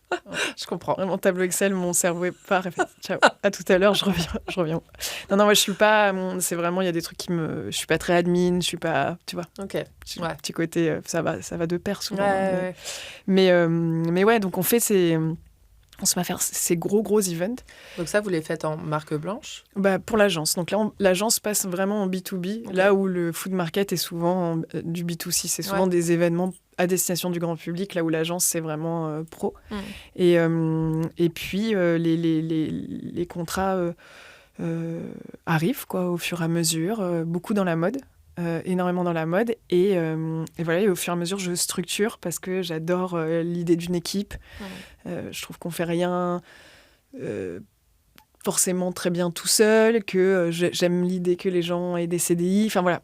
Aujourd'hui, je suis en train de revoir mon modèle parce que le contexte le permet plus de fonctionner comme ça, mais c'est des idées qui me sont chères et qui continuent à l'être, qui sont difficilement réalisables dans nos contextes actuels, mais voilà, et qui sont fatigants aussi pour un chef d'entreprise, c'est-à-dire gérer de l'humain. Il y a quand même un moment donné où ça a ses limites, mais j'aime l'idée de l'équipe. C'est une idée qui m'est chère. C'est hyper simple parce qu'effectivement, dans ces milieux-là, c'est beaucoup justement de freelance, de machin, je te jette et je continue avec un tel, ou justement tirer sur les tarifs et tout. Ouais. Donc ça fait du bien d'entendre ça aussi. Ouais, c'est bien. Après, c'est toujours pareil, il faut pouvoir se le permettre. L'événementiel étant un milieu où tout est un point d'interrogation. Tu sais pas ce que tu auras et tu sais pas combien tu vas gagner. Donc quand tu as des charges fixes, tu as des charges lourdes. Et un comptable, il sait à peu près sa masse et ce qu'il va engranger. Sur de l'événementiel, potentiellement, si ça s'arrête, ça s'arrête. Mais toi, tu as tous tes salaires, tu as tes bureaux, et ça, c'est mon cas. C'est d'être monté à un niveau où je suis assez lourde comme structure. Et donc, c'est dangereux. Quand le business est moins florissant ou que les budgets sont pas les mêmes, là, moi, je fais face à ça. Je fais face à des budgets qui sont moins gros qu'avant, vraiment moins gros qu'avant. Et pour autant, j'ai des projets incroyables. Je travaille très bien, donc je me plains pas, mais j'ai pas les mêmes budgets qu'avant. Donc, si j'ai pas les mêmes budgets qu'avant, pour autant, j'ai les mêmes charges qu'avant. Et il y a un moment donné, il faut que tu te rendes à l'évidence. Et moi, qui suis un peu ma petite moule sur le rocher du CDI à m'accrocher, là, ça sert à rien. Tu mets en péril tout. Et donc, il faut revoir la copie avec des choses avec un modèle qui est plus souple, mais qui est un modèle que tout le monde fait, même les très grosses agences. Il y a juste moi qui étais là. Et bon, il y a un moment, voilà. Je suis en train de sortir, de réaliser que je ne peux pas fonctionner comme ça, comme je le souhaiterais. Toujours un peu triste. Mais, c'est clair. Mais pour autant, c'est vrai, c'était peut-être aussi un peu ambitieux, tu vois, de mettre la barre là. Bon. Ouais, mais au moins, tu as essayé et puis on ne sait jamais. Enfin, tout ce que ça t'a appris, peut-être que dans quelques années, du coup, tu en feras quelque chose. Ouais, je regrette rien. Au contraire, je suis hyper contente puis je continue à bosser avec des gens super. Il m'en reste des personnes en interne. Mais ouais, plus souple, avoir un modèle plus souple. Ouais. Mais d'ailleurs, je me demandais comment ça s'est passé pendant le Covid. Super. C'est vrai? Non, mais moi, j'ai pas... En fait, au début, tu as très peur. J'ai eu très, très peur. Surtout dans le milieu de l'événementiel. Il n'y avait rien. Non, là, on parle de vraiment un arrêt. Mais tu as eu aussi tout ce qui a été mis en place par le gouvernement. Donc, le chômage partiel pour les employés, des sous... Enfin, les PGE... Enfin, il y a eu beaucoup, beaucoup de choses qui ont permis, en fait, au bout d'un moment, de se dire... on attend. Et après, pour peu, et chacun a vécu ce confinement de manière différente selon plein de contextes. Après, si sympa, ça s'arrête et c'est cool aussi d'avoir une petite pause. Quand tu arrives à le prendre comme ça, quand tu as capté que ton business n'était pas en danger, que tout le monde était bien et que tout le monde était à sa place, quand tu arrives à... Voilà. Donc, moi, j'en ai vraiment profité. Oh. Je fais beaucoup à manger. C'est vrai? Est-ce que tu as fait du pain au levain? Bien sûr. Est-ce que tu sur la recette de Céline Maguet, qui est toujours ma recette préférée de pain au levain. Je suis toujours. Mais oui, j'ai fait du pain au levain. On s'est fait des pâtisseries. Enfin, c'était vraiment... c'était super. C'était vraiment la grande fête de la bouffe, en vrai. Non, mais c'est clair. Ça a été vraiment, vraiment ça. Là, je vois que le temps file, comme d'hab. Qu'est-ce qui s'est passé ces 6 dernières années, peut-être, du coup, depuis le Covid et tout? Comment tout ça a évolué, hormis, du coup, ce qui se passe sur la structure? Très bien, ça a continué. On continue de thématiser le food market. On continue d'avoir énormément de gens. Ça m'épate au bout de 10 ans. On a fêté les 10 ans l'année dernière. On a fait un food market rue du Bac avec la grande épicerie. Donc c'était canon, c'était un autre format ailleurs, vraiment super. Vraiment c'était super comme expérience. On a monté un petit shop, le mini mart avec une sélection de produits, avec Jordan Moualim et Aïkara qui étaient là, qui ont fait un sandwich exprès pour l'occasion. Enfin voilà, on a fait plein de choses super. Je suis hyper contente des 10 ans du food market parce que je trouve que c'était à la hauteur du food market, c'est-à-dire c'était des événements grand public, avec une vision, avec une petite DA qui est la nôtre, et en partant donc évidemment du boulevard de Belleville, mais en allant aussi rue du Bac.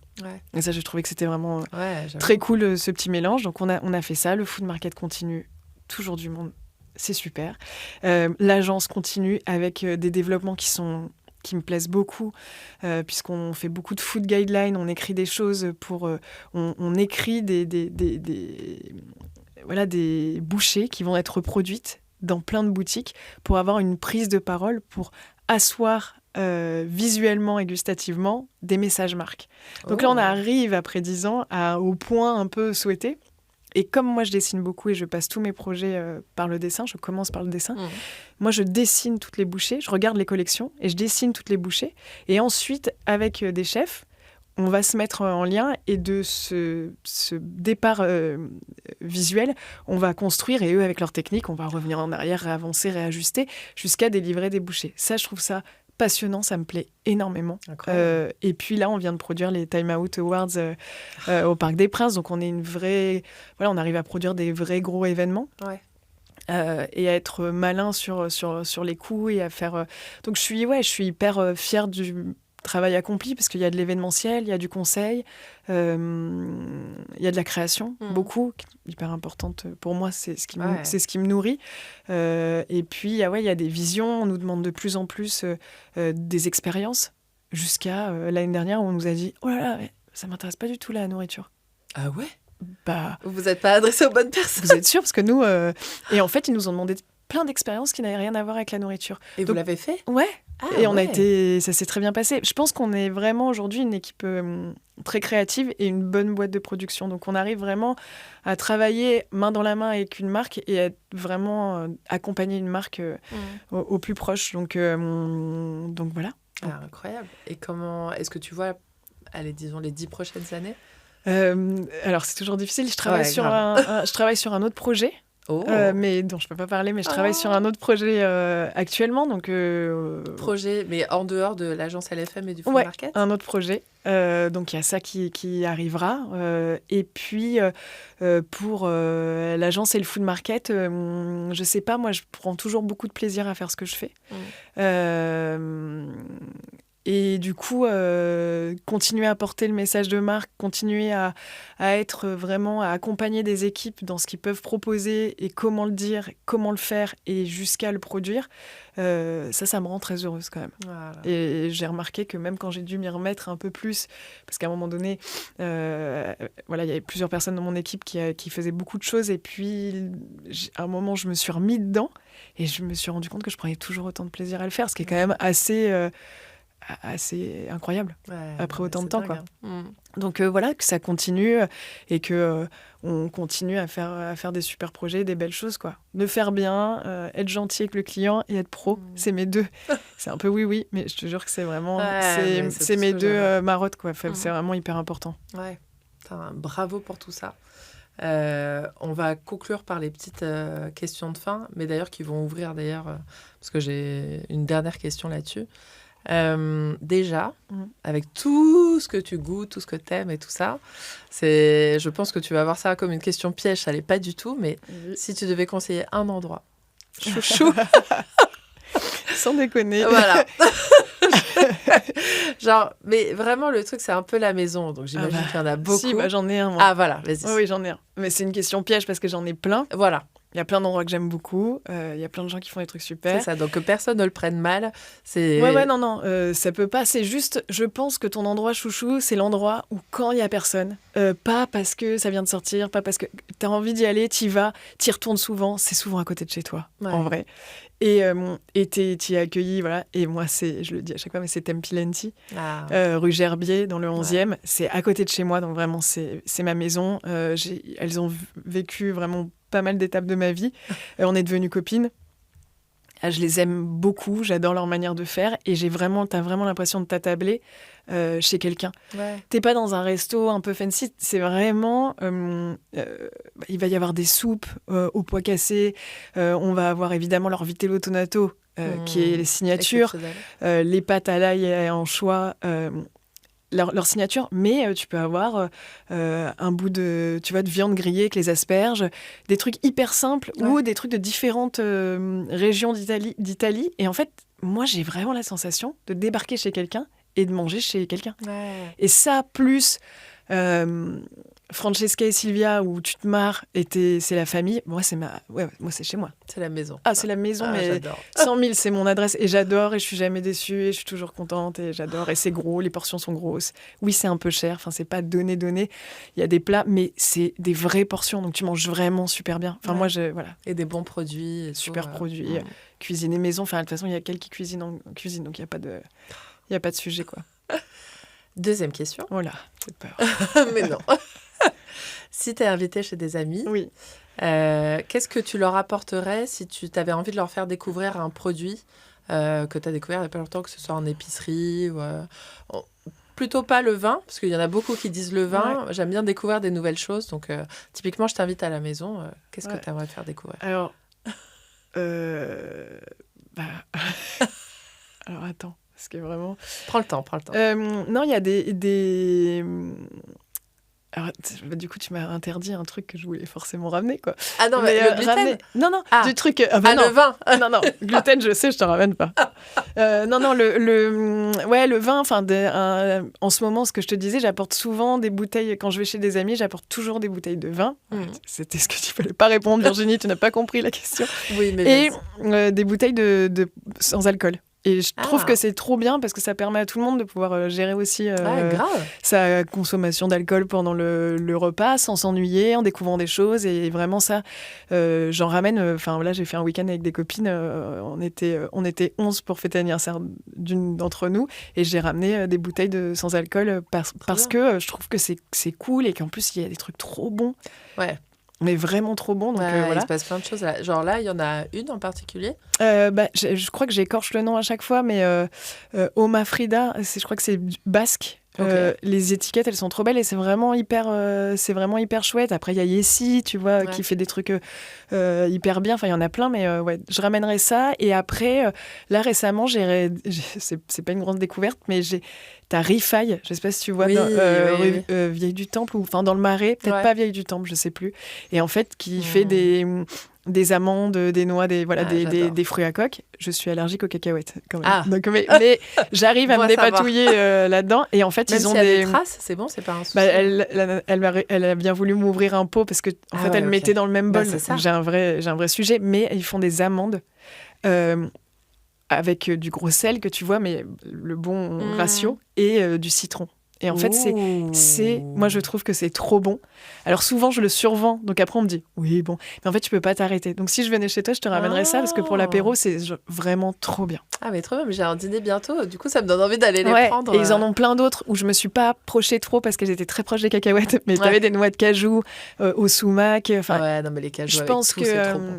Je pense que Rifaille, ça vaut le coup de passer une tête pour l'apéro parce que c'est assez fou. Ouais, hyper bonne idée. Là, ça m'a donné trop envie. Le sel et le citron. Ah ouais, incroyable. Je les ai vraiment... voilà. La prochaine question, c'est... en général, dans le podcast, toujours dans le podcast, j'interviewe des gens qui osent passer à l'action et qui écoutent leur cœur malgré les peurs. Déjà, la première question, c'est... Et je t'avais demandé un petit peu au début de ton parcours, mais on n'en a pas reparlé ensuite. Est-ce que tu as eu peur parfois ? J'ai plus peur maintenant que quand j'ai commencé. Parce que tu as construit, parce que tu as plus de choses à perdre Ouais, je pense. Je pense que plus tu avances, plus tu as peut-être de plus en plus de choses à perdre.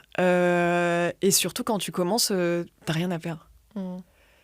Alors après, ça dépend des contextes. Les reconversions, tu as des choses à perdre. Donc peut-être que la pression, elle est différente. Moi, je n'ai pas vécu ça. J'ai vécu une construction. J'avais pas grand-chose à perdre. J'avais potentiellement tout à gagner et surtout une expérience à vivre. Enfin, en tout cas, un rêve, une envie viscérale qui vient toujours du ventre de sortir quelque chose. Ce que j'ai fait. Moi, j'ai pas ressenti la peur. J'ai ressenti l'excitation, la joie. Ça a été un très beau voyage, quoi. On dit souvent qu'on se rend pas compte du voyage et qu'on n'attend que d'arriver à destination. Ouais, c'est clair. Mais vraiment, j'ai profité du voyage et quand je regarde en arrière, c'est les plus beaux moments. C'est-à-dire cette candeur qu'on avait quand on allait à Lyon, puisqu'on a fait des food market à Lyon, on a fait les nuits sonores, on a fait plein de trucs et on était là et on rigolait, on se faisait des bouchons lyonnais, on découvrait des gens. Il n'y avait pas de peur. La peur, elle vient après parce que, comme tout, tu construis, tu avances, et donc forcément, tu as plein de choses à perdre. Et donc là, tu as des peurs. Mais en tant qu'entrepreneur qui fait de l'événementiel, c'est-à-dire vraiment... des métiers pas faciles, de l'ombre pas facile, qui gèrent que des problèmes. En fait, au bout d'un moment, moi, je sais que la peur, je la maîtrise de mieux en mieux, quoi. C'est-à-dire il y a des incendies partout. Si je commence à considérer toutes les casseroles qui sont en train de brûler sous mes yeux, avec la même... je ne m'en sortirai pas. Enfin, je vais imploser. Donc, c'est pas grave. On trouvera une solution. Ouais, tu prends peut-être l'habitude, quoi. Ouais, puis c'est vraiment le métier de l'événementiel, c'est de trouver des solutions. C'est ça. Donc, il y a un problème, ok, j'en prends note. Il y a un problème. Comment on va faire pour... Et c'est ça qui est bien, c'est d'être en mouvement. C'est ça, et d'être dans l'action. C'est ce que je disais aussi avec les structures, c'est de ne pas rester bloqué non plus sur des schémas, c'est de se dire, c'est aussi intéressant le mouvement, parce que ça te remet un peu aussi dans des situations qui sont au début moins confortables, mais qui te font toujours avancer. Et tu te dis, c'est mieux, c'est différent. Et de rester en mouvement et d'être capable de faire ça, ça te permet déjà d'avoir moins peur. Et ça te permet aussi d'avancer et de grandir et de faire d'autres choses. Et de trouver les solutions. Ouais. Et du coup, qu'est-ce que tu conseillerais à quelqu'un qui est un peu paralysé par la peur, qui n'ose pas passer à l'action? De faire, d'y aller. Il y a peu de choses à perdre souvent. Et c'est ce que je disais, vraiment à petite échelle, sur des toutes petites choses. Ça se voit toujours, en fait, il y a quelqu'un qui t'aura vu à un moment donné et ça va ouvrir peut-être sur une opportunité de travail, de rencontre, d'avancement, mais ne pas faire, c'est juste garder une frustration, en fait. C'est vraiment... il faut y aller, c'est pas facile. Tout le monde peut-être aussi ne peut pas le faire pour 1000 raisons différentes, mais ouais, il faut se lancer. Il faut surtout sentir que c'est un vrai projet de cœur. Enfin, on porte rien de mieux que ce en quoi on croit très fort, et on y arrive hyper bien. Et je pense que ça se ressent. C'est le fameux supplément d'âme qui fait qu'on va t'écouter, qu'on va te voir différemment. Et voilà, faut pas se lancer. Enfin, et c'est pour ça que moi je commence jamais avec un business plan, parce que je trouve qu'un business plan, il y a plein de gens qui vont dire n'importe quoi. Qu'est-ce qu'elle raconte ? Très angoissant, un business plan. Mais un business plan, pour moi, c'est commencer par la gestion du risque, tu vois. Et moi, je veux pas commencer par la gestion du risque. Je veux commencer par la passion, l'envie, le désir, parce que ça va être tellement long. Ça peut être tellement compliqué, parce qu'il y a forcément des obstacles que... commençons par un truc qu'on aime, quoi. Commençons par l'élan, voilà, pour pouvoir réussir à affronter la suite, quoi. Si je commence par mon business plan, mais parfois c'est nécessaire. Oui. Je sais. Ceux qui nous regardent ou nous écoutent, je le sais, il faut faire ça. C'est pas bien. Mais j'oublie souvent de le faire. Bon. On parle de ton expérience personnelle. Tout à fait. Pour la dernière question du podcast, s'il y avait la petite Virginie de 10 ans dans sa banlieue à côté de toi, qu'est-ce que tu lui dirais ? Je lui dirais que... ça peut m'émouvoir. C'est nul. Ça arrive. Non, c'est pas nul. Mais je lui dirais, tu vas y aller à Paris, ma petite. Tu vas t'en sortir de ta banlieue. Pas qu'un peu. Ah ouais, mais c'est vraiment... Ouais, je lui dirais ça, je pense. Je lui dirais, tu vas vivre tout ce que tu as envie de vivre. Trop bien. Merci beaucoup. Merci à toi. Pour ton temps, pour ta générosité et pour tout ce que tu as créé. Enfin, c'est génial, et je pense que ça fait du bien à beaucoup de monde. Donc, merci, et rendez-vous, je sais pas, dans quelques années, quand tu nous raconteras tes prochains projets. Ouais, carrément, avec plaisir. On reprend rendez-vous. Merci Vanda, merci. Merci d'avoir écouté Avec Vanda, le podcast. Si cet échange vous a inspiré, dites-le moi.